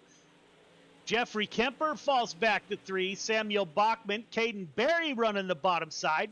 Looks like the 12 car a little bit tight there on entry. Caden Berry up to P4. He moves up 1. Up front, Grant Wesley getting it done. Cale Smith in P2. Jeffrey Kemper, Caden Berry, Samuel Bachman in the 007.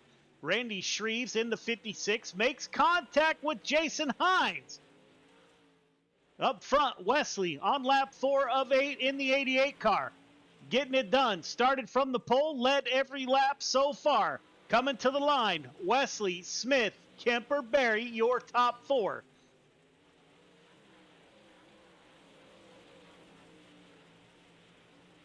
Samuel Bachman in the 007, currently running in P5. Jason Hines now with Randy Shreves to his rear bumper. Up front, the 88 car has not looked back. Cale Smith in the tire treads of the 88.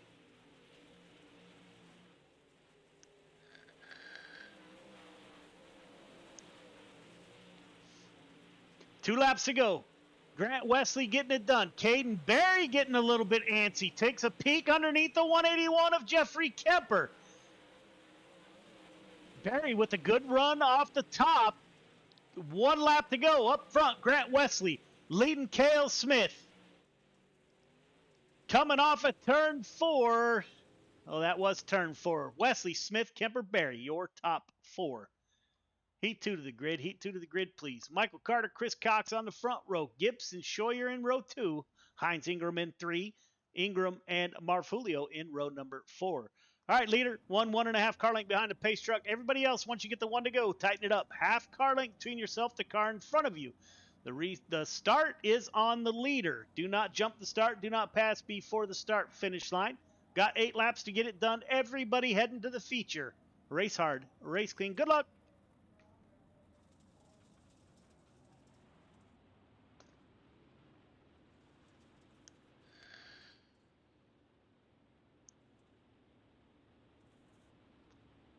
Michael Carter with Chris Cox to his outside. Those two have battled it out for quite some time. Rick Gibson in the 38 on the inside of row number 2. Green flag is out. Good start by Carter. Chris Cox will try to dive underneath the 15 as we have a wreck in the back between Hines and Ingram.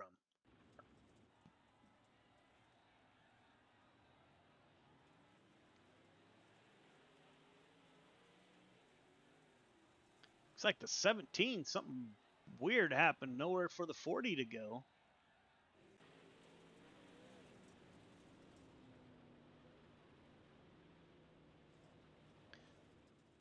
So yeah, Michael Carter, go ahead. Sorry about that. If these late models if they don't rotate in the corner like you want them to, you can always give it a little bit of a brake jab and it'll throw the rear end out. But at the same time, if somebody's right behind you like we saw there, James Ingram definitely not expecting that. That is the outcome. Michael Carter will restart us. He's on the inside of row number 1 with Chris Cox to his outside.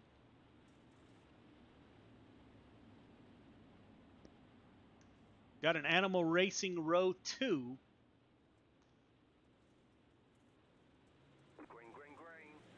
Green flag is back out. Good restart by the 15. Chris Cox takes a peek underneath the 15. Cox is going to try to get down to the bottom and get the 15 off his line. Carter able to hold on. Chris Cox P2. Scott Scheuer in P3 in the 57. Rick Gibson in the 38, digging underneath the 238 of Anthony Marfulio. Marfulio in P4 in the 238, up 4 positions from the start. Lap 4 of 8, halfway home, next time by. Somebody on their lid in the back.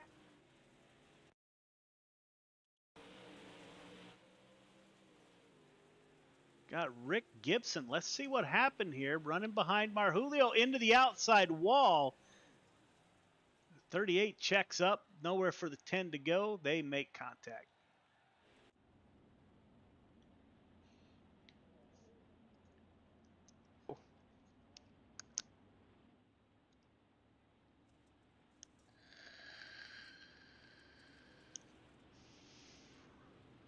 Michael Carter will restart at the front of the field. Chris Cox trying to win heat number 2.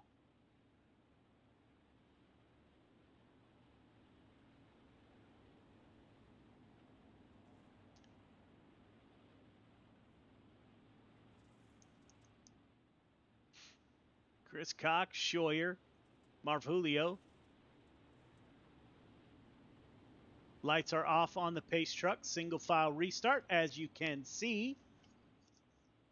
Pace truck is off, as is the 15 of Michael Carter. Good restart by Carter. Chris Cox able to go with the 15. Scott Scheuer right behind the 515. Anthony Marfulio in P4. The 17 car of Luke Hines in P5, followed by Donald Ingram and Rick Gibson. Can Rick Gibson get back through the field? We saw Gibson last week, Clayton. He had some bad luck. Yeah, Eldora was really tough for that 38. We see him, and then he comes to Tuesday night to run the Outlaw League and runs incredibly well all night long in the super late models. So definitely did not have a good night there at Eldora, but Rick looks a little bit smoother, a little bit more consistent here. We'll see what we can see out of that 38 car later tonight. Carter, Cox, Scheuer, Marfulio, your top 4.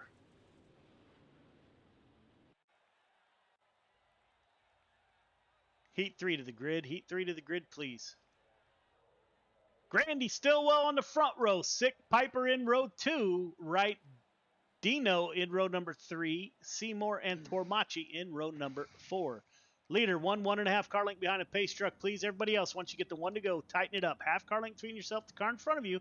Start is on leader. Do not jump the start. Do not pass before the start finish line. Got 8 laps to get it done. Everybody heading to the feature. Race hard, race clean. Good luck.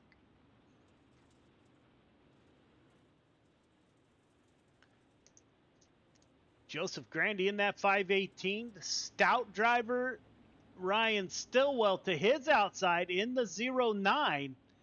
Animal Racing driver can also hold his own for sure. Green flag, green flag. Good start by Grandy. Gets in front of Stillwell. Justin Sick on the bottom side. They thought about 3 wide. Grandy gets down to the bottom. Contact made between the 9 and the 518. Brings out the caution. Let's take a look. Stillwell in the 09 machine. Right behind your leader in P2. Grandy goes into the corner. A little bit of contact made. Turns the 518. The 09 on the brakes. No place for the 15 to go.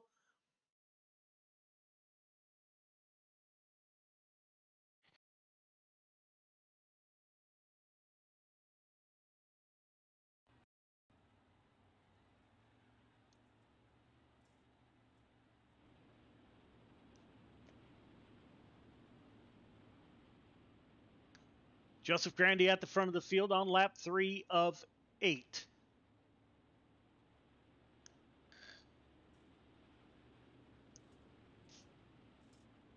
Seeing all these cautions making me a little bit nervous. Tomorrow is our first time on the track in real life. See how that goes. If you get them out of the way tonight, Joe, here in your league, you should be fine tomorrow night. 56-year-old rookie on a dirt track. Can't wait till tomorrow at noon California time. Green flag is out. We are back underway. Joseph Grandy at the front of the field. Justin Sick peeking underneath. Stillwell gets his position back in the 09 and still running fairly strong. Car a little bit bent up, but he's holding his own up front. Rod Piper in the 92 In P4, Piper just joined Gears Unlimited Friday Night Lights today. Rod Piper giving that 92 a good ride. Joseph Grandy at the front of the field. Stillwell, Sick, Piper, Chase Dino in the 320. Side by side with Brandon Wright and Seymour in the 03. Grandy pulling away from the field a little bit as Stillwell in tow. Justin Sick. Everybody running that middle lane. Rob Piper now falling off the pace a little bit as we're going to go 3 wide, 22, the 03 and the 32. Last lap, Grandy with the lead. Justin Sick takes a peek underneath Ryan Stillwell. Last corner to get it done. Sick on the bottom. Grandy will win, followed by Stillwell, Sick, and Piper.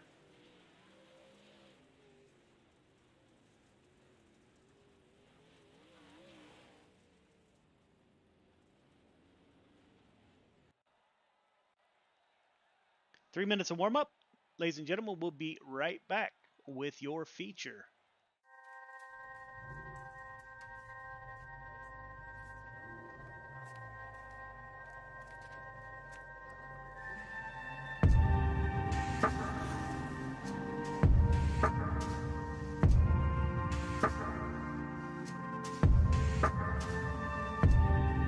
Our biggest thing is getting the word out, awareness of Mission 22, the struggle as it is to fight PTSD and suicide.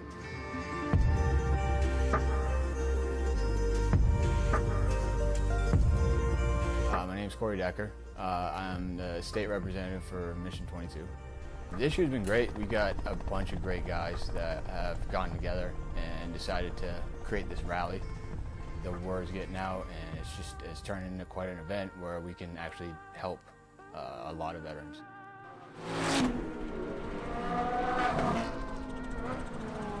It's a great event, but you really have to go and see it for yourself, and it's really one of those things that's an experience. Just going that weekend, we've seen how it changes people.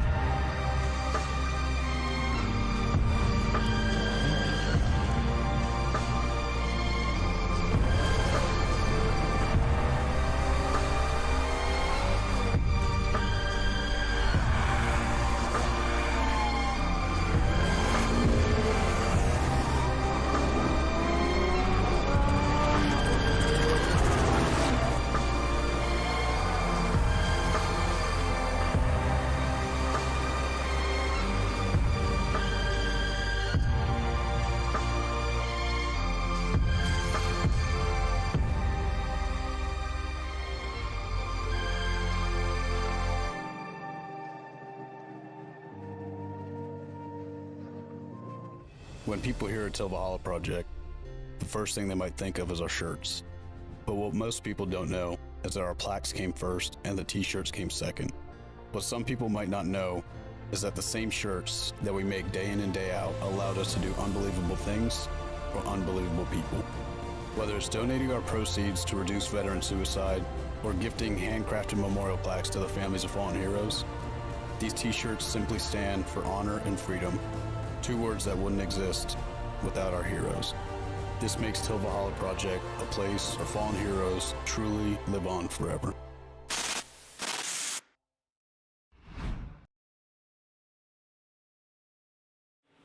Welcome back, ladies and gentlemen. Getting ready for your 25-lap feature in the Pro Late Models. Excuse me, Scott Scheuer at the top of the board in the 57 in practice, followed by Carter, Gibson, Grandy, and Cale Smith.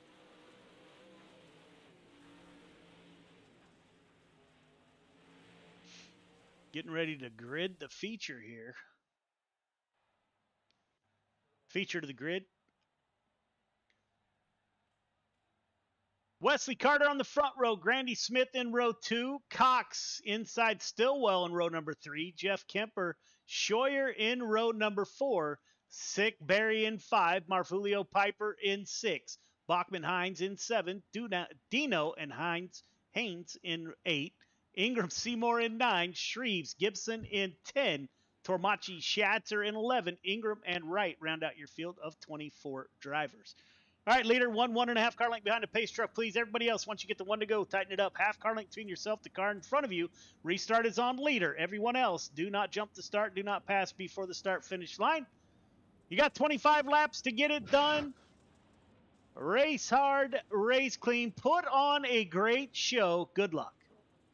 Who do you got? I'm gonna go. I got to. It's my guy. I got to go with Iceman Grant Wesley up front. Talked this week. Heard he's not feeling too good, but Grant, as always, showing how quick he is in that late model. Getting even trying to get a paint scheme done to have Iceman put into the side of the car. So looking forward for that reveal. But I'm going with the 88. How about you? 15. Michael Carter, your reigning champion, is going to take home the win in the pro late models. The pace truck is off, as is Grant Wesley in the 88. Good restart by Wesley. Will he get to the top or will he stay down low? He stays down low. There he slides up in front of the 15. Michael Carter hard into the wall at the entrance of turn 3. Wesley pulling away from the field. Carter P2. Grandy Smith in the 115. Chris Cox in the 515 in the battle. Justin Sick in the 015 car running on the bottom there. Jeffrey Kemper on his rear bumper, followed by Scott Scheuer in the 57. Anthony Marv-Julio digging on the bottom side in the 238. No one runs the bottom quite like the 238. I'm not sure this is the track to get it done down there, but nonetheless, he is down there. Caden Berry in P11, followed by Luke Hines in the 17. Up front, Grant Wesley getting away from the field in the 88.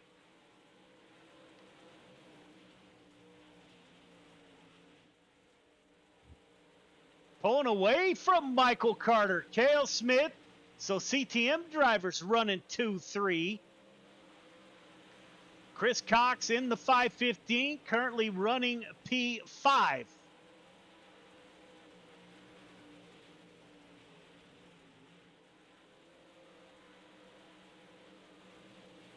Lap traffic's going to be a factor here for Grant in the next 5 laps or so. Running down the David Tormachi and James Ingram really quick. Yeah, they're catching the back of that field super quick. Chris Cox battling it out with the 518 of Joseph Grandy. Cox able to get by Jeff Kemper in the 181. We're kind of nose to tail up front. First car checking out of line is the 238 of Marv-Julio. Makes a little bit of contact with the 12 car. 17 into the back of the 12 car of Caden Berry. Let's take a look. Luke Hines, not sure if that contact. 238 makes contact with the 12. Not sure. Let's replay that a little bit here. 238 and the 12 make contact. The 17 just runs up on the 12. Not sure if the 12 had to check up after the contact or not, but there you have it.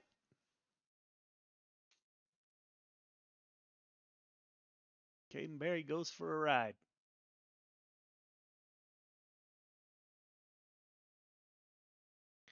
Negative. If that's something you guys want to see, please post in Discord this week for a vote.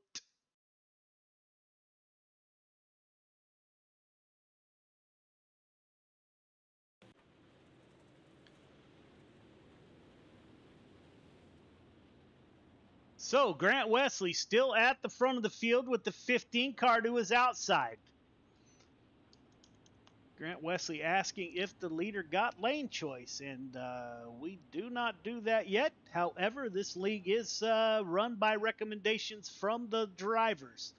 So, man, if I'm in that 88 right now, I'm restarting all the way on the bottom where it's still nice and tacky, and just maybe he can get out on the 15 here to get to the top, because you know that's where he wants to go. Good restart, just as you said, Clayton. The 88 car gets a great restart, slides outside. Now Carter will go down low. Slide job coming. There's no room for it. Grant Wesley covers that spot. Teammates Cale Smith and Michael Carter make contact, and we got a pile up in the back.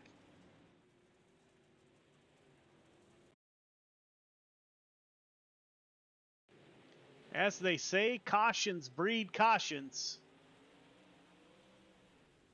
Looks like Scott Scheuer. I looked down for a minute in the 57. They're 4 wide up there. Justin Man, Sick, yeah, that's Jeffrey Kemper. That's not going to work.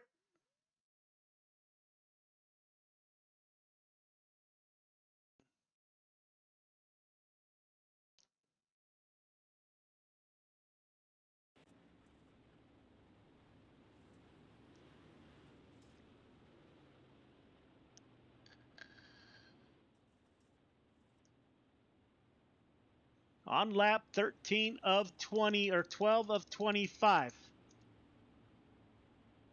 Grant Wesley, Chris Cox.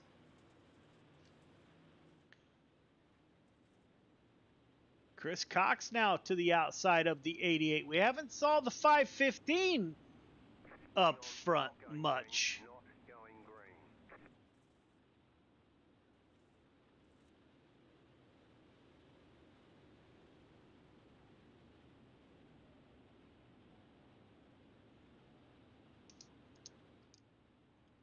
Driver out of Des Moines, Iowa, Chris Cox on the outside. Can he battle the 88 of Grant Wesley?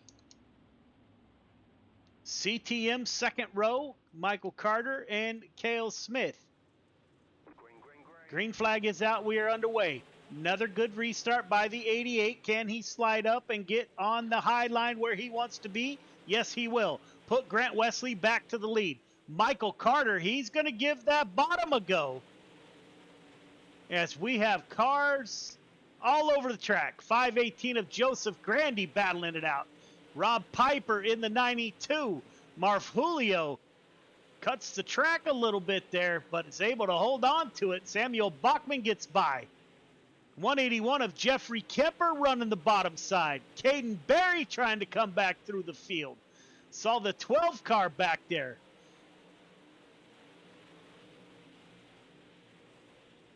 We have tight racing throughout the field. 24 cars at Lima Land is a group. Up front, Grant Wesley pulling away from the field in the 88.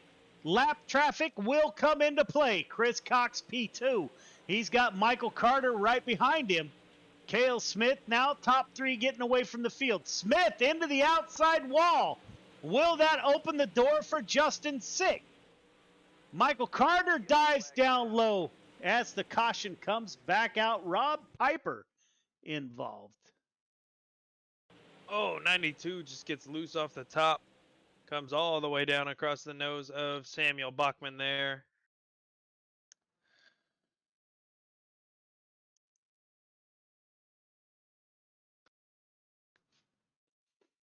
There you have it. 92 and the 007 make contact.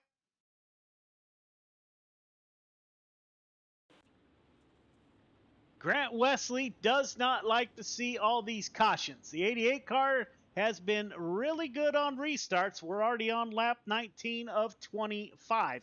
Coming up next, 305 sprint cars right back here.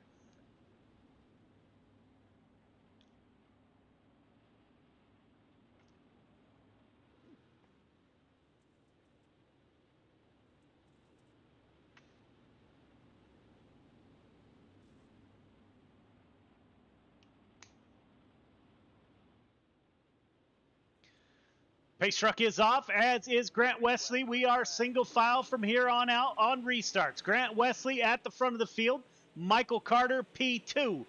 Chris Cox is in P2. Michael Carter had the P2 position momentarily. Cale Smith, the first car on the outside, looking in. Scott Scheuer involved in an incident. 238 gets into the back of the 56. That's Not sure if that's what started it. Shreves comes up in the 57, makes 22. contact. I've never seen colored parts come off a car.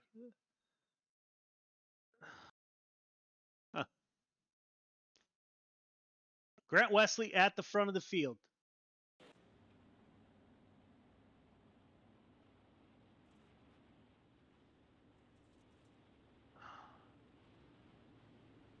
So tough call by race control here.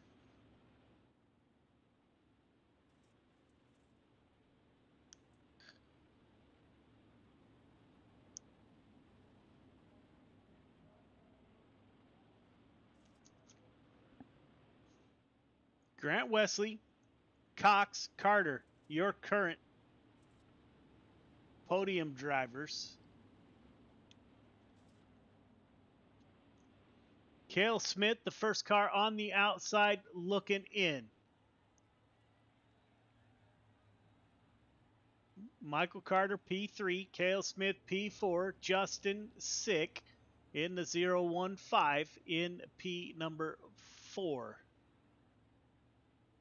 As my board shuffles through the lineup once again.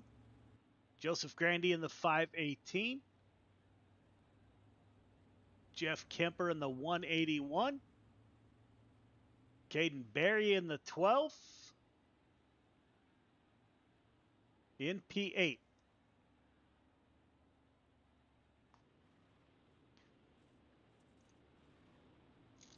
Getting ready to go back green here.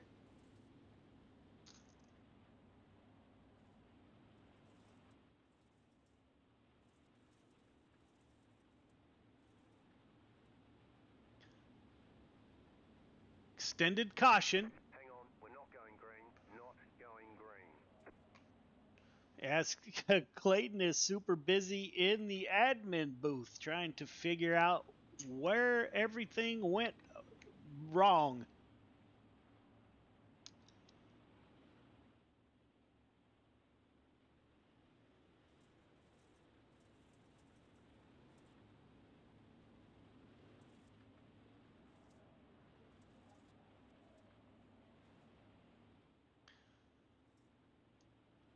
All reviews have been done on lap 20 of 25.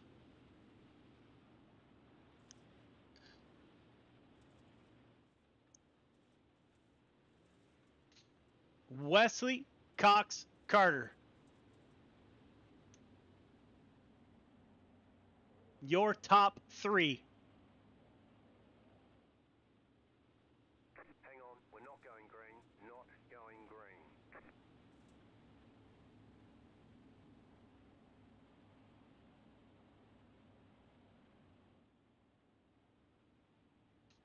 We are on extended caution as there were a lot of incidents.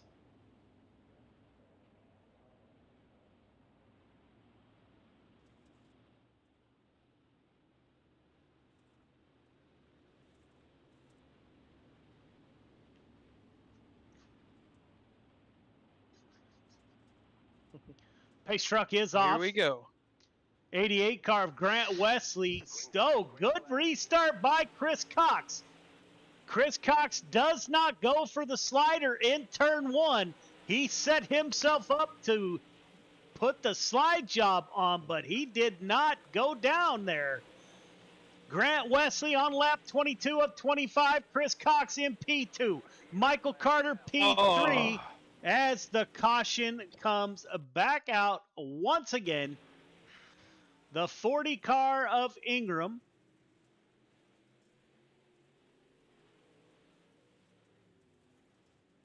Just goes around by himself. I'm not sure what happened there.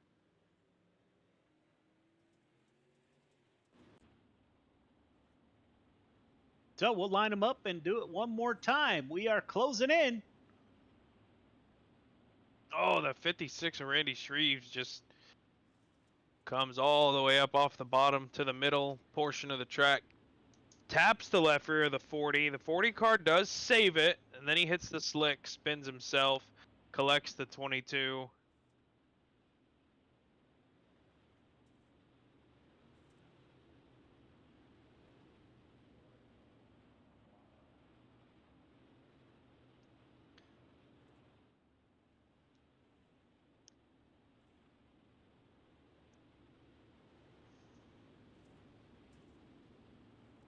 So 88 of Grant Wesley will take the green flag one more time. Hopefully we get a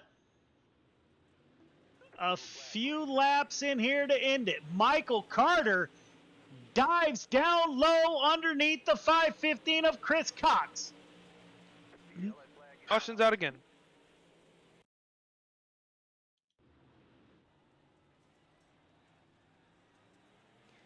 Excuse me if you're out there listening. I may have cursed at that caution. Oh, the 38 car net code off the 38, it appears. We'll let race control make that call. Yeah, 38 does get in there a little too hot, gets into him.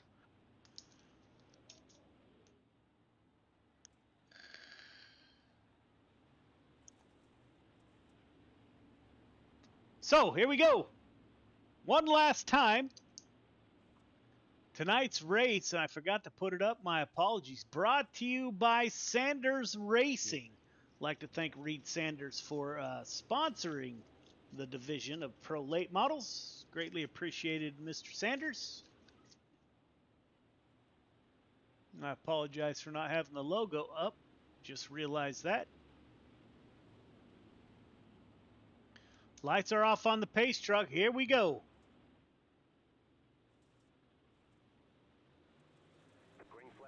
Good restart by the 88. What will Chris Cox do? Cox will stay in line. First one out of line is Justin Sick back in P5. 24 of 25. Wesley, Cox, Carter, your top three. Will anybody be able to challenge these two for a podium? Two more corners. 88 car. Grant Wesley coming off of turn 4. Wesley, Cox, Carter, your top three. Top three start finish line, please. Top three start finish line. And this time we will get a word with your top three. Michael Carter brings the 15 home in P3. Chris Cox moves up 3 positions in the 515. Michael, can you pull up just a little bit? Keep going, keep going. Good, good, good, good. I can make that. I'll make that work. Don't forget to go up for your interviews. There you go. That's even better. Well done, fellas.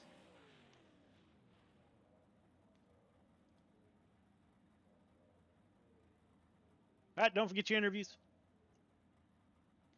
We will get a word with your top three here momentarily. Bring up third place podium finisher Michael Carter. Michael, it's Clayton in the booth. You got a copy? Yes, sir. Man, see you start second, drop back a position. Keep it on the podium though, man. Top looked treacherous. The bottom looked even worse. Caution filled race again here tonight.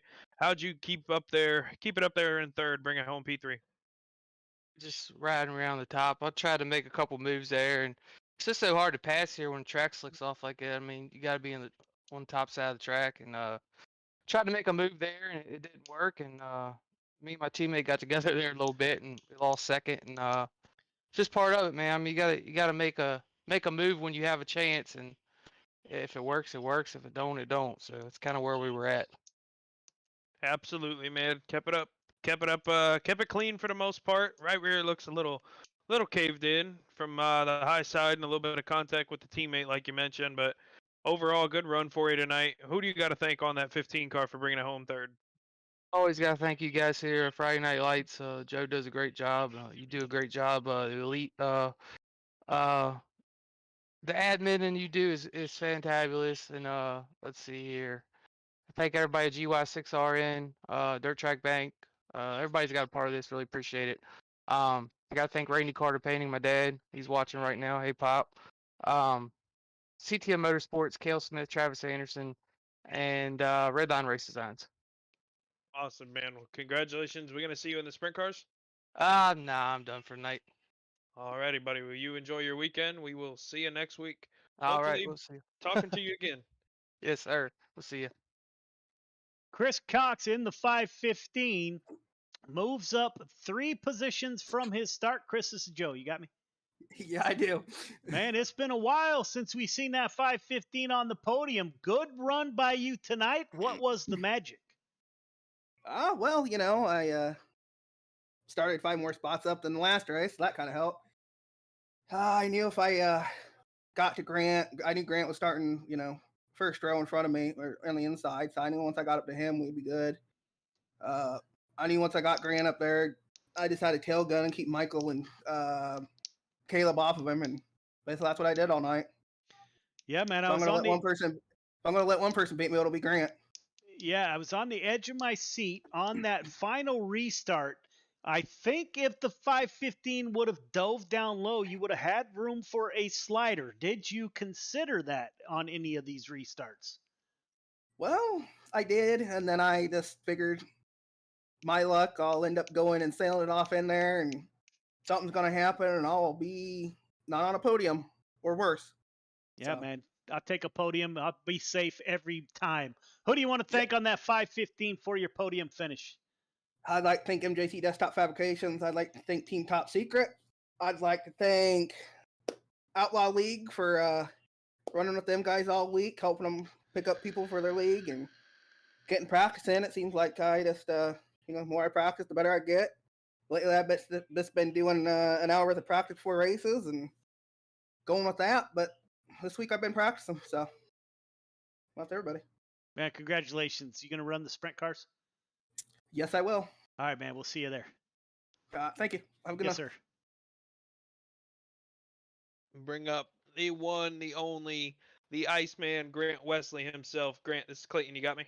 Oh yeah, I got you guys. Man, brother, seemed you got competition right on your tail tank, and you got competition 30 cars back. Never made a mistake. Kept it cool up front. Started on the pole, led all 30 and won it. Man, how'd you get it done? Well, I was just basically just trying to be smooth. The track was up top all night. It was getting really thin there at the end in 1 and 2, so I wasn't quite sure. There at the end of the race, the bottom or the middle of 1 and 2 may have been better than the top, but I wasn't going to switch it up with 3 to go, so I just ran the top, stuck to my guns. There's a lot of pressure behind me. I think it was around lap 10, Carter threw a slider on me there in 4, and oh man, that was a close call. I'm just glad we didn't wreck there. But yeah, I seen they were racing pretty hard behind me, and that's the way I like to see it. But yeah. Yeah, I saw the great wreck avoidance in going into turn 1 too. The car turned sideways against the wall there, diving down to the middle in between 2 other lap cars was a pretty nifty move to keep it clean. But we all know, if anybody out there is tuned into the Outlaw Racing League or here now, that Grant Wesley can pull off some pretty crazy saves and some near misses and somehow still run the car on all 4 wheels. So who do you got to thank on that 88 tonight for bringing it home on top of the podium?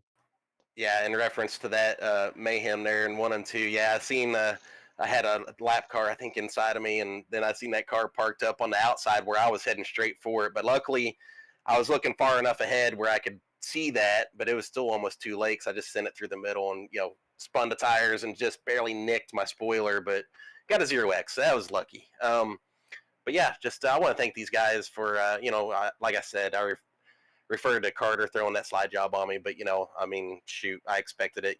That's hard racing, and that's what I love about this place.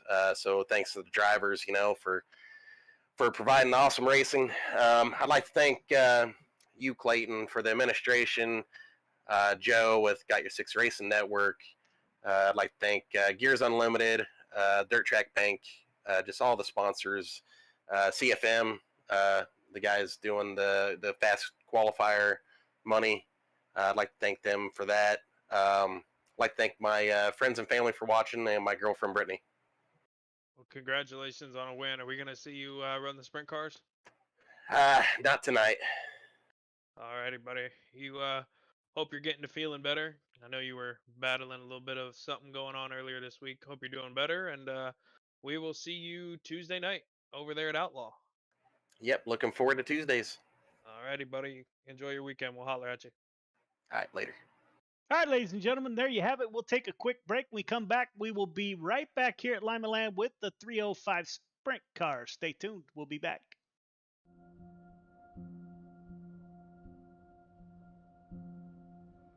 Soldiers, sailors, airmen and women enlist in the armed forces for many reasons, including a sense of duty, patriotism, the adventure, travel, and adrenaline. Many continue their military service because they discover a brother and sisterhood, an identity, a team. When service members are injured or wounded and can no longer perform their military duties, they quickly find themselves removed from their team, no longer serving the purpose for which they trained.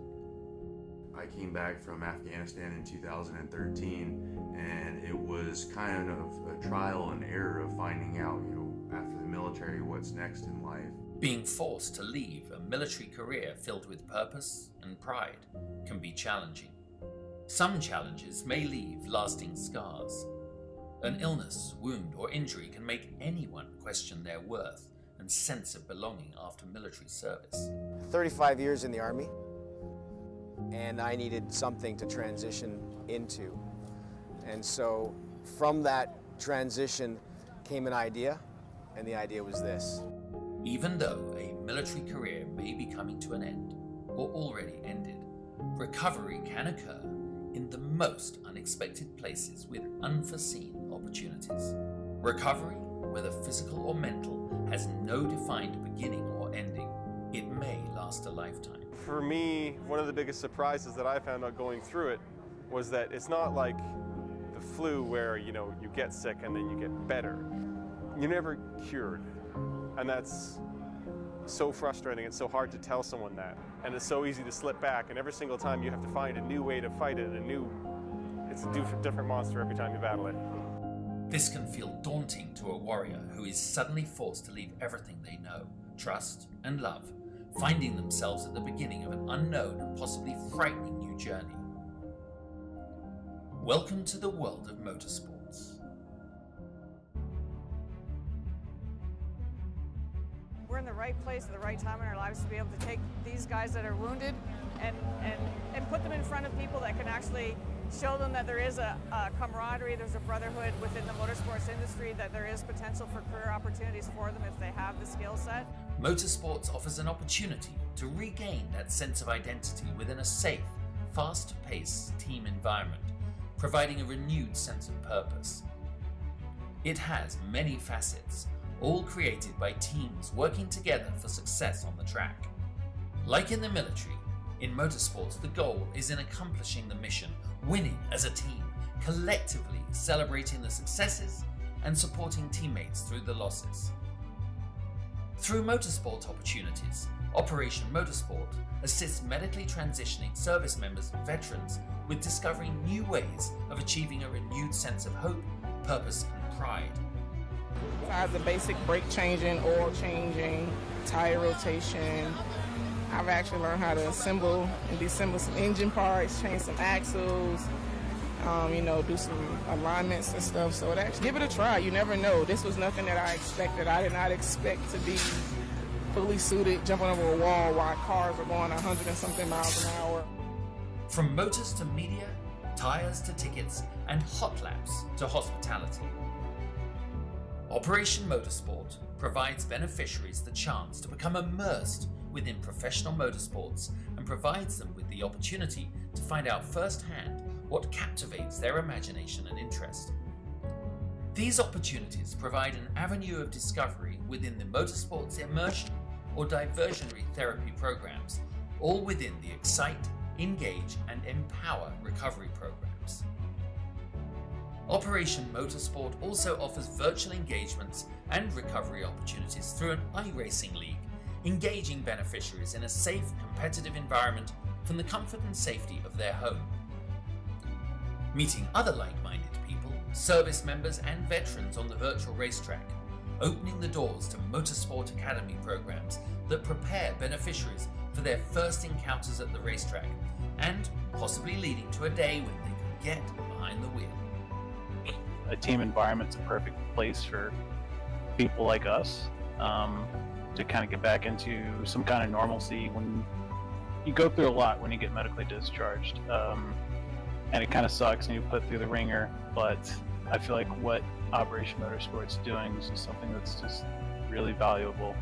Operation Motorsport prides itself in keeping beneficiaries engaged after the race weekend, throughout their recovery and beyond, through our recovery programs, or as a member of the 22 pit crew.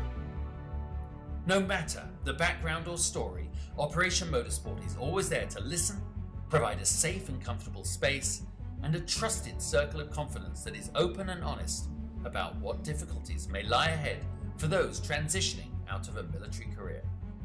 Operation Motorsport believes in the power of team, identity, and purpose.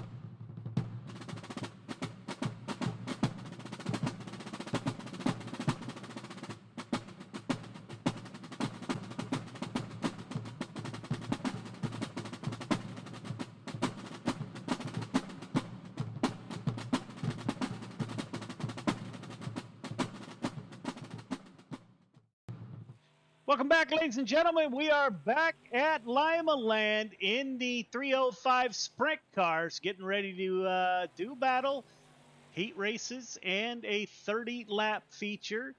19 cars in the field, so we will see. We'll call the cars off the track here in just a couple of minutes. Caden Berry at the top of the board with an 11.883. Tonight's Quick Time Award is going to be brought to you by Chatham Motorsports. I'd like to thank Gavin Chatham and Chatham Motorsports for coming on board and sponsoring the Quick Time Award. $10 will go to the driver with the quickest qualifying time.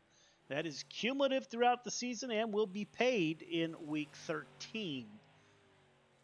Matt Grimm out on track in the 91 Wyobe ride. Third quick so far. Anthony Marfulio in the 238, running down low as he typically does. Jeff Kemper just entering the server.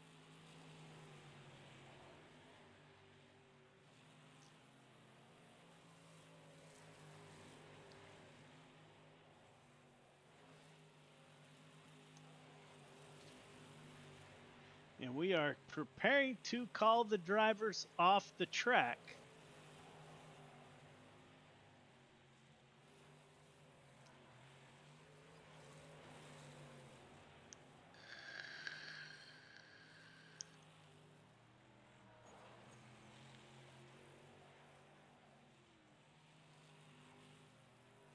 Hearing a lot of updates have messed up drivers' monitors and sound.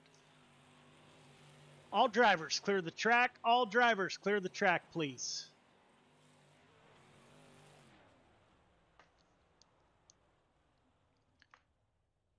All right, drivers, welcome to the 305 Sprint Car Race brought to you by A&J Custom Creations.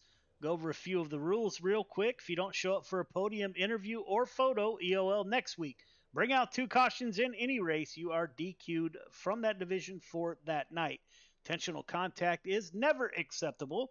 We do have a protest process. If we miss something throughout the night that you think we should have caught, please send us a message or me a message in Discord, and we'll look at that throughout the week. And if a penalty is warranted, we will give that for next week.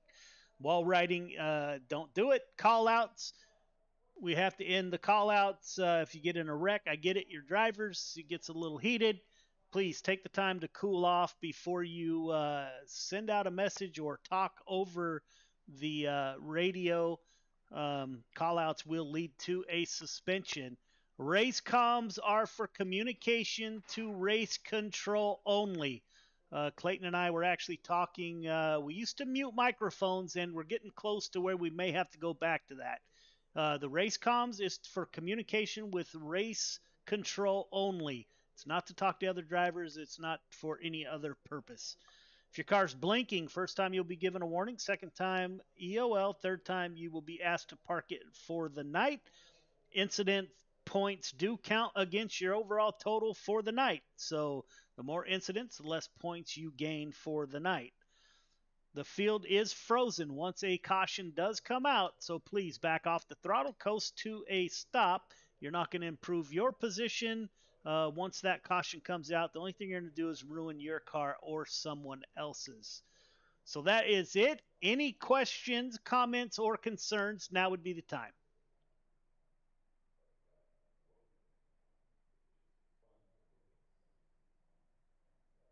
All right, fellas, none heard. I wish you all the best of luck, and let's get underway.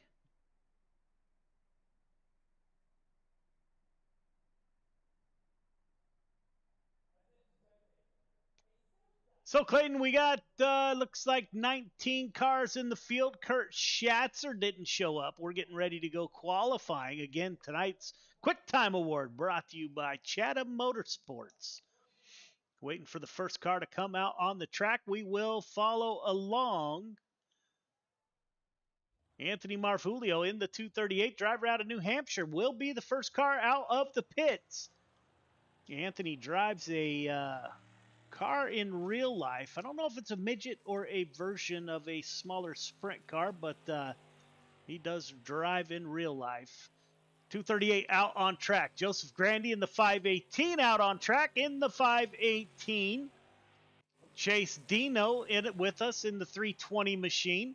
Rick Gibson in the 38, Navy driver. Anthony Marfulio top of the board. That didn't last long. Joseph Grandy, 11.997 for Grandy. Caden Berry out on track. Ken Berry, fourth quick, 12.162. So far, Grandy, the only one to break that 12-second barrier. Ryan Stillwell in the 09, Animal Racing driver. Caden Berry, top of the board, 11.963 for Berry. Kurt Schatzer in the 18. My teammate in the dirt track bank ride. See how Schatzer times in here. Jeffrey Kemper up to 6th quick. Matt Grimm, top of the board, 11.944 for Matt Grimm. The 91 shuts it down. Matthew Seymour in the 03 with us. He's currently 16th quick with a 12.481, his best time. Randy Shreves in the 56, 10th quick for Shreves, 12.161. Let's see if he can do better on his second lap.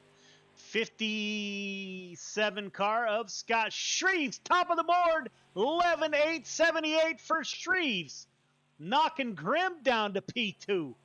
Scheuer out on track. He is the last car to qualify. 11th quick for Scott on his first lap. 12.206 for Scheuer on his first lap. Coming off at turn 4. A little bit slower. 12.206 for Scott Scheuer.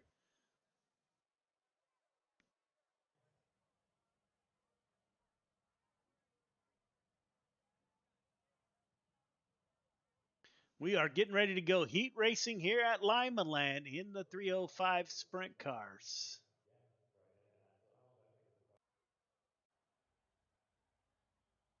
Heat 1 to the grid. Heat 1 to the grid, please. Shrewsbury on the front row. Hines, Schatzer in row 2. Kemper Scheuer in 3. Cogs Stillwell in 4. Seymour Tormachi in row number 5. All right, leader. 1.5 car length behind the pace truck, please. Everybody else, once you get the one to go, tighten it up. Half car length between yourself, the car in front of you. Start is on leader. Do not jump the start. Do not pass before the start finish line. I'd like to congratulate the 56 car of Randy Shreves with the Chatham Motorsports Quick Time tonight. Congratulations, Randy. $10 to your account, sir. Everyone heading to the feature. Got 8 laps to get it done. Race hard, race clean. Good luck. So we haven't seen that 56 on the pole in quite a while. Green flag, green flag.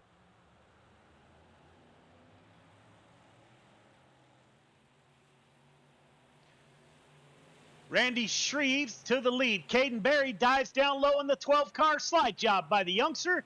Put Caden Berry to the lead in the heat number 1. Randy Shreves going to return the favor. 56 car down low. Caden Berry up high. Side by side coming off at turn 4. Berry, Shreves side by side on lap 3 of 8. Kurt Schatzer in 3rd place trying to reel in the top 2. Jason Hines in P4. Looks like Shreves will have the advantage. Running the middle. Berry still on the high side. Kurt Schatzer takes a peek inside. Schatzer running the middle. Lap 5 of 8. Haynes 4th. Stillwell 5th. Scheuer, those are teammates going at it. Jeffrey Kemper, Matthew Seymour in the 03. Chris Cox in the 515. Up front, Randy Shreves getting it done. 2 laps to go. 56 of Randy Shreves. Caden Berry in P2. Kurt Schatzer in P3. Will anybody have anything for the 56 of Randy Shreves? 1 lap to go. Caden Berry working the high side. Shreves working the middle. Berry dives down to the bottom, coming off at turn 4. Gets loose. It will be Shreves, Berry, Schatzer, Haynes, your top 4.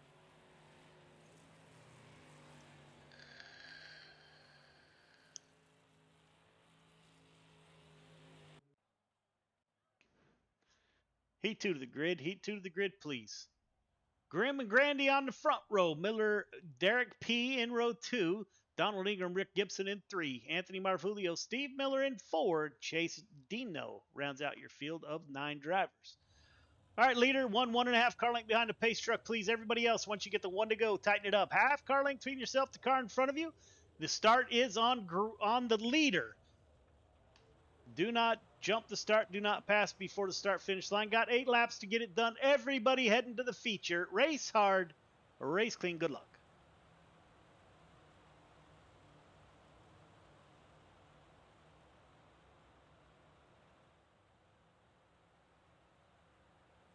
Green flag, green flag. Green flag is out. We are underway.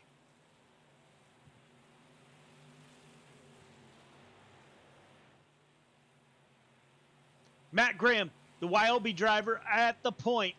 Joseph Grandy in P2. Derek P. Oh, looks like Marfulio gets super loose down low. Chris Miller in P4, followed by Donald Ingram. Yeah, Up front. Marfulio hit the tires. Did he hit the tires? Yeah, a little bit of. Oh, we got a car sideways on the backstretch off of 2. Yeah, Chase Anthony Marfulio Dino. just got in there and smoked the infield tires. See what happened here. Oh, the 02 and the 320 get into each other.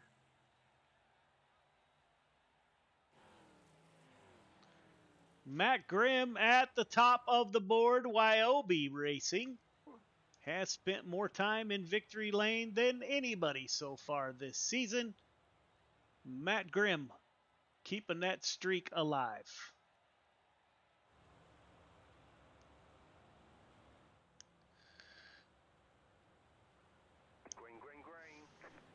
Green flag is out. We're underway. Grimm and Joseph Grandy. We saw Grandy starting to close in on Grimm. Let's go on board with Grandy. Both those cars running the low line. Or run the middle, I guess. Grandy staying right with. Poles alongside the 91. Grandy cannot get it to stick. Derek P in P3. Chris Miller somebody into the outside wall. That is the 38 of Rick Gibson. Up front, Grimm still battling it out on lap 7 of 8. Grandy to the rear tail tank of the 91. Will Grandy press his luck and go for a late race pass? Both drivers liking the bottom. Grandy sneaks underneath, makes contact. Grimm, Grandy, Derek P., and Rick Gibson, your top 4.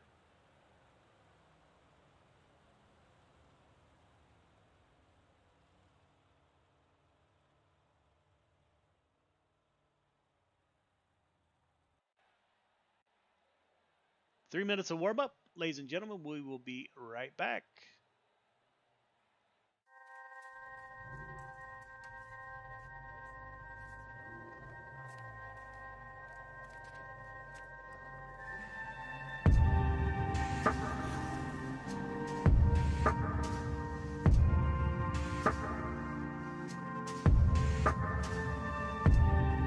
Our biggest thing is getting the word out, awareness of Mission 22, the struggle as it is to fight PTSD and suicide.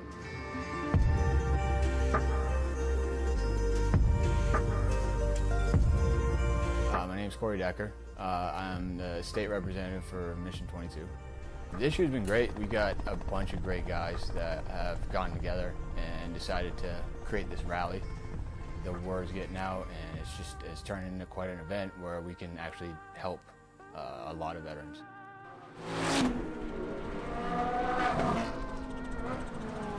It's a great event, but you really have to go and see it for yourself, and it's really one of those things that's an experience. Just going that weekend, we've seen how it changes people.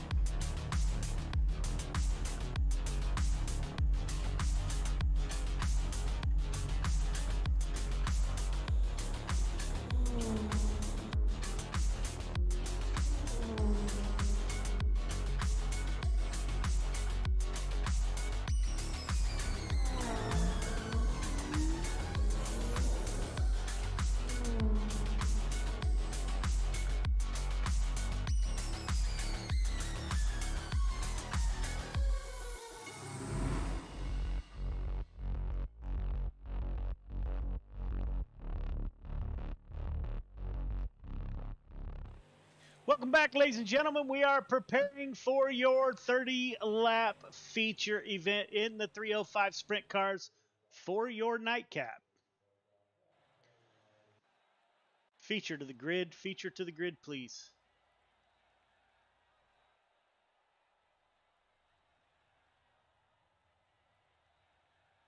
Shreves, Grimm on the front row, Barry Grandy row 2, Schatzer, Derek P. in row number 3.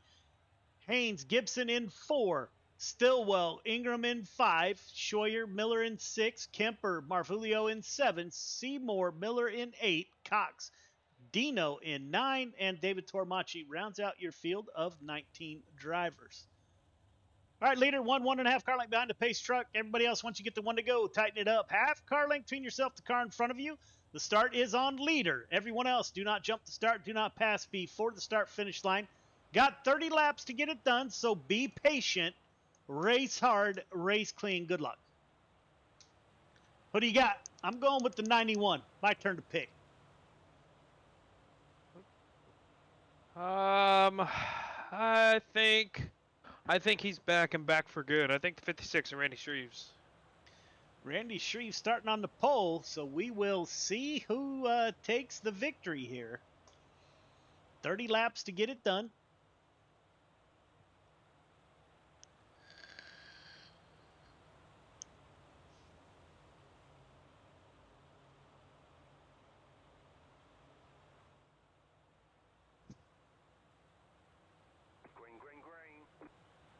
Green flag is out. We are underway. Shreves on the bottom, Matt Grimm on the high side. Shreves will come off a turn 2 with the lead. Oh boy, here we go. Yellow flag out already. Let's take a look. Happened in the back of the field on the restart. 313 of Torb. Looks like the 57. Something happened to Scheuer.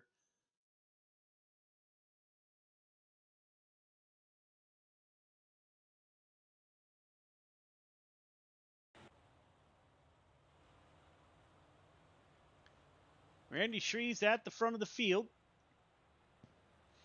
On lap 2. My brother, I hope that is not a sign. Yeah, I don't want to see it. I am starving. I want to watch a good race. There's no such thing as a good race full of cautions. I want these guys to be able to dash it out on track, not have to worry about caution flags and pacing around all night long. Hopefully these guys can settle in and put on a great show like I know they can. Coming to the green this time by, we'll find out here shortly. Single file should help. Randy Shreves, Grimm, Barry, Grandy, and Schatzer, your top 5. Restart is on leader. Good restart by Randy Shreves. Matt Grimm will stay on the high side, as will Barry, Grandy, Schatzer on the high side.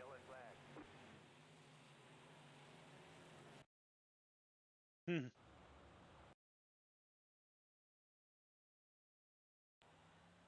like Anthony Marfulio involved in an incident here. Just gets into the infield tire. 238 to the back of the field.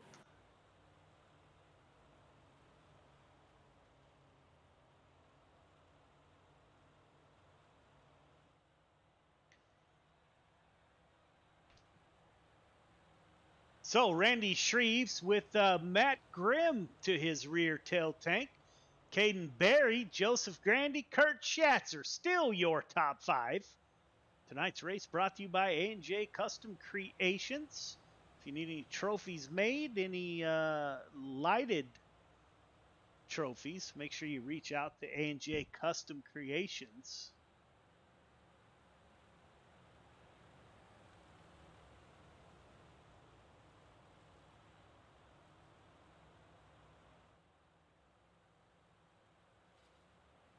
Green flag, green flag.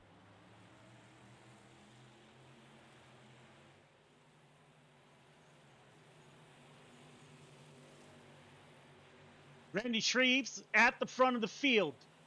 Matt Grimm in P2, Caden Barry P3. Joseph Grandy in P4. Everybody knows to tell.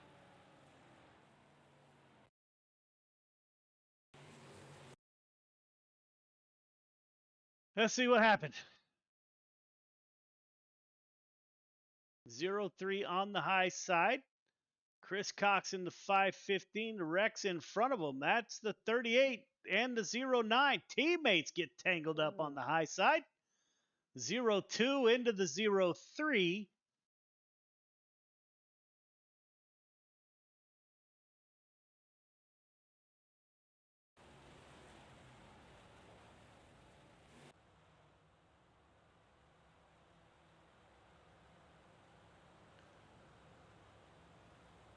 All right, drivers, let's settle in and get some green flag laps in. Everyone, you have plenty of time to get to the front. Let's settle in.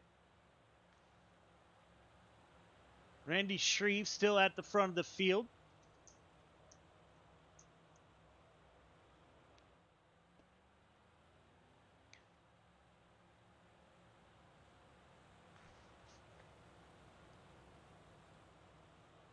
Shreves, Grimm, Barry, Grandy. Pace truck is off. We are back under green. Green flag. Good restart by Shreves. Dives for the bottom.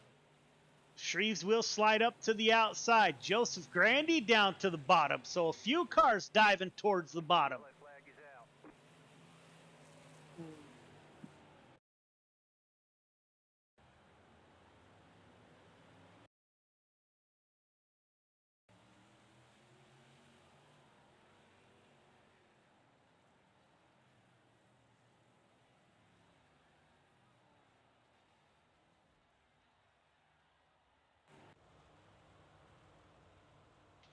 I don't even know what to say.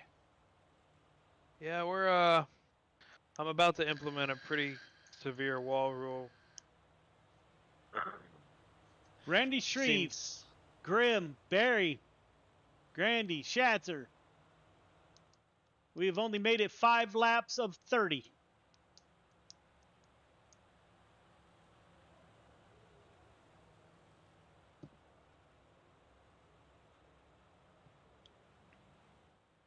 Lights are off on the pace truck. We will go green next time by.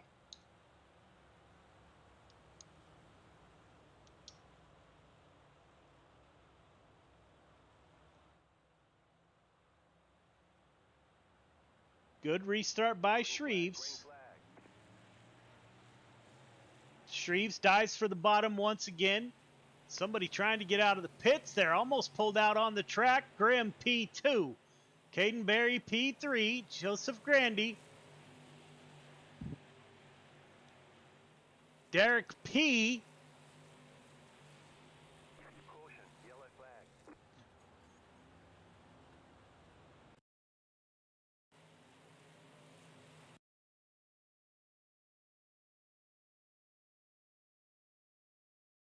Okie dokie. Riding on board with the 03 or 69 of Chris Miller. See the 66 and the 14 on the high side. 14 comes down and collects the 57, continues down the track and collects the 69.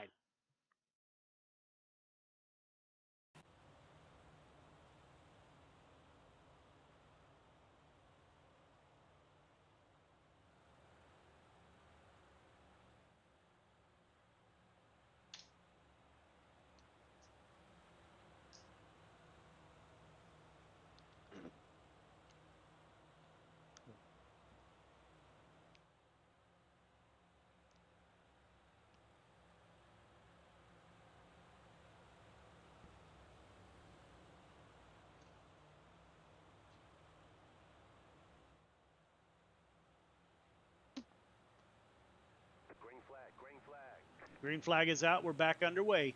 Shreves dives for the bottom, as does Grandy. Caden Berry and Grimm stay up high. Kurt Schatzer in the battle. He's in P5. Haynes in the 66 is P6. Chris Cox battling it out with Jeffrey Kemper on the high side. Anthony Marvulio, he's on the bottom. Looks like 2 lanes currently. The chosen lane is the top side. Randy Shreves holding off Matt Grimm in the 91.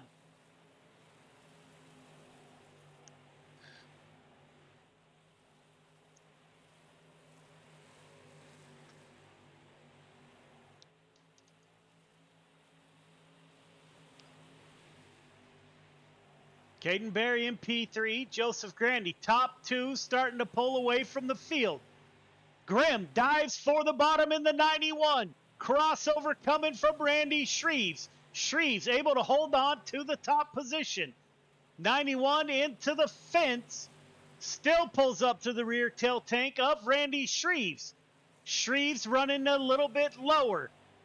He will surrender the top to the 91 of Matt Grimm.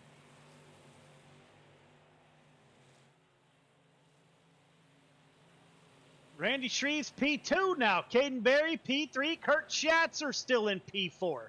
Schatzer running the middle. Kind of a shallow slider line. Has Matt Grimm on the high side getting it done. Randy Shreves P2. Caden Berry now taking a look at the 56. Berry with the slide job, taps the wall. Shreves with the crossover, able to hold on to P2. No place to go. Berry holds off the 56. Matt Grimm getting away from the field. Berry hard into the fence. Loses ground to Randy Shreves. Kurt Schatzer now. Marfulio in the 238 down low. He's getting that bottom working, Clayton. Yeah, we got a spin on the back stretch here. Looks like the 14 and Derek P.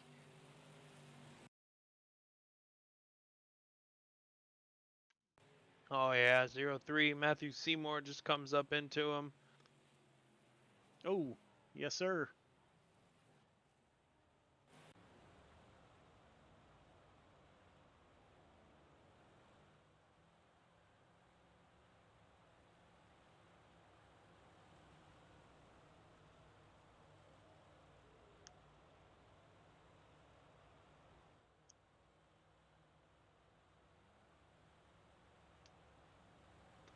Drivers are getting a warning. Those of you out there tuning in that don't know, there is a glitch with iRacing.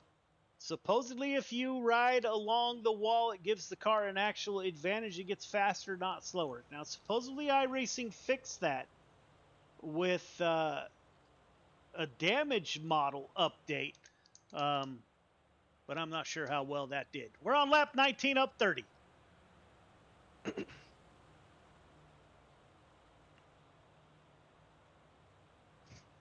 Matt Grimm at the point, bringing Randy Shreves back to his rear tail tank. Green flag is out. We are back underway. Anthony Marfulio has the bottom working, Clayton. Yeah, looking back, sitting in fourth right now. Anthony's kind of making a move towards the bottom. Gonna start fighting Randy Shreves here for second. Kurt Schatzer goes down low. Somebody in the back slid way up high. I thought it was the 515. Anyway, Marfulio now in a podium position. Monkey see, monkey do. The 12 couldn't get down there quick enough. Schatzer in the 18 dives down for the bottom. Matt Grimm on the top shelf getting it done, followed by Randy Shreves. Marfulio still on the bottom, followed by fellow New Hampshire driver Caden Berry on that bottom side. Kurt Schatzer gets back to the high side in the 18 machine. Kurt Schatzer currently in fifth. Matt Grimm starting to pull away from the field in the YOB number 91 ride.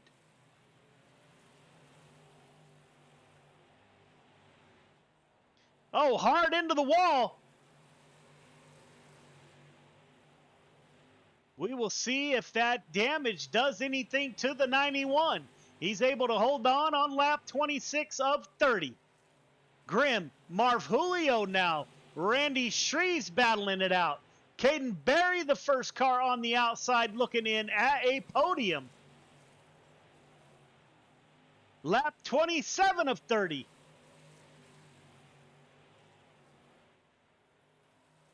Randy Shreves running the top. Marfulio gets loose. That will open the door for Caden Berry in the 12 car. Berry underneath the 238 can't make the pass. Marfulio dives back down for the bottom. Matt Grimm riding the high side. 2 laps to go. Grimm, Shreves, Marfulio. Marfulio is running the bottom like nobody I've seen tonight. 1 to go. Matt Grimm. Randy Shreves. Grimm. 2 corners to navigate. The YOB driver in the 91 will bring it home, P1, followed by Shreves and Marfulio. Top 3 start-finish line, please. Top 3 start-finish line. Well, once we got rolling, it went by quick.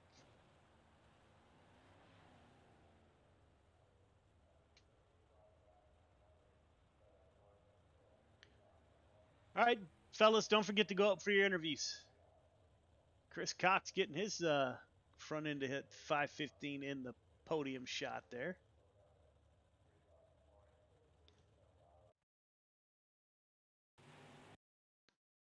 Let's get a word with your top three, starting with, I don't see Anthony Marvulio in the booth yet. There he is. The driver of the 238, Anthony Marvulio, moves up 10 positions from his starting position and parks the 238 on the podium. Anthony, this is Joe. You got me? I got you, Joe. Man, you found something down low that nobody has found all night long, man. Take us along for your ride. I mean, I feel like it was back like we were at Lanier. I mean, these two tracks race a lot like each other, and everyone was scraping the right rears off the wall. And I hear there was some conversation about seeing some of that, and I know that they weren't talking about me, and I was able to make the bottom work.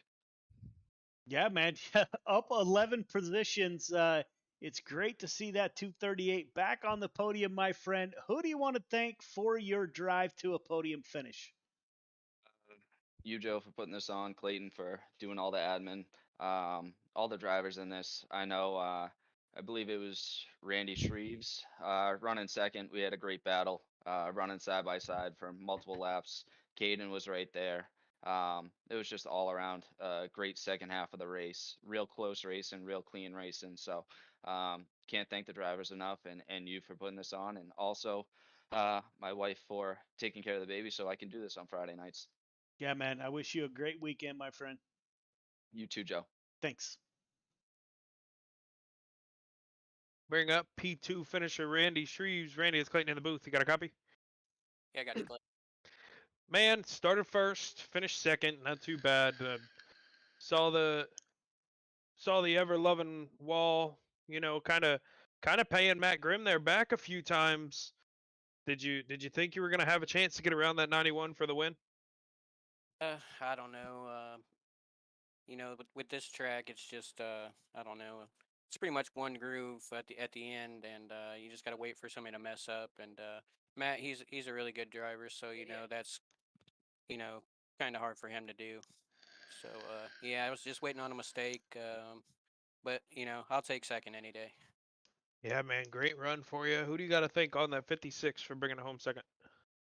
I definitely want to thank my team, LGR Motorsports, Alex Berger on the ABR Setup Shop, Coulter West at Redline Race Designs, One Waste Foundation, Wraps and Stitches, KSB Builders, everybody with Gears Unlimited, and Friday Night Lights, everybody for watching, and yeah, I think that's it. Alrighty, buddy. Well, congratulations on a P2 finish, man. Thanks, Clayton. Matt Grimm, the Wyobe driver in the 91 machine. I think this is his second week with the new paint scheme. Digging that a lot. Matt, this is Joe. You got me? Yeah, I got you guys. Man, that's how you get it done right there. That 91 car on that high side was moving. Walk us through your night. How did you ever think about going down low, or were you just so fast up to high you were going nowhere else? I knew that top was going to come in, and I'm not real comfortable in a 305 on the bottom like I am in a 360 or a 410. I mean, I can get it to work, but not consistently.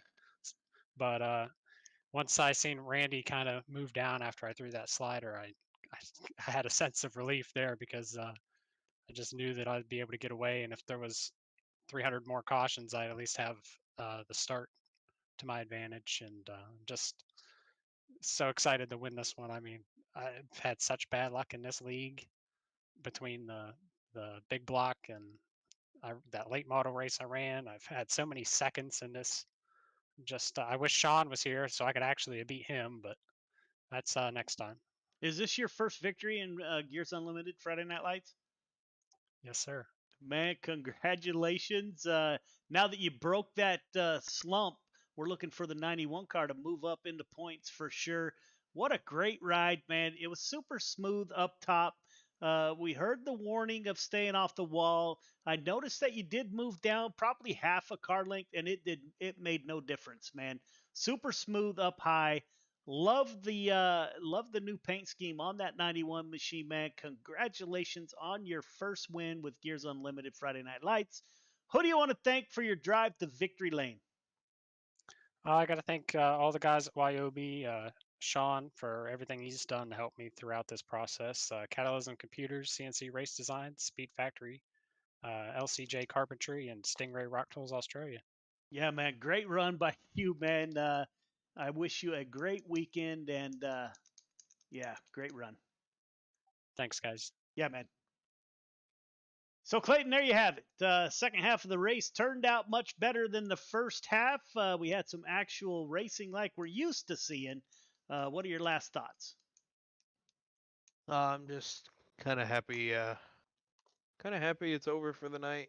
It's kind of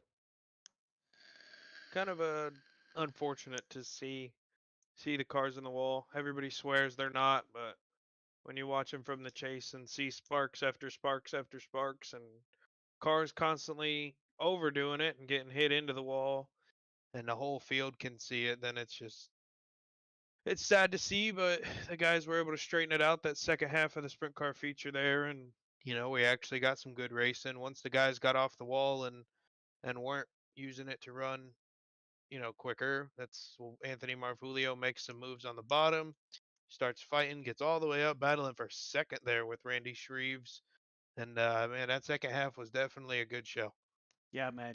So that's it, ladies and gentlemen, for week 6 of Gears Unlimited Friday Night Lights. Greatly appreciate everybody for tuning in. And until Tuesday night, when we are back with the Outlaw Racing League, until then, we'll see ya.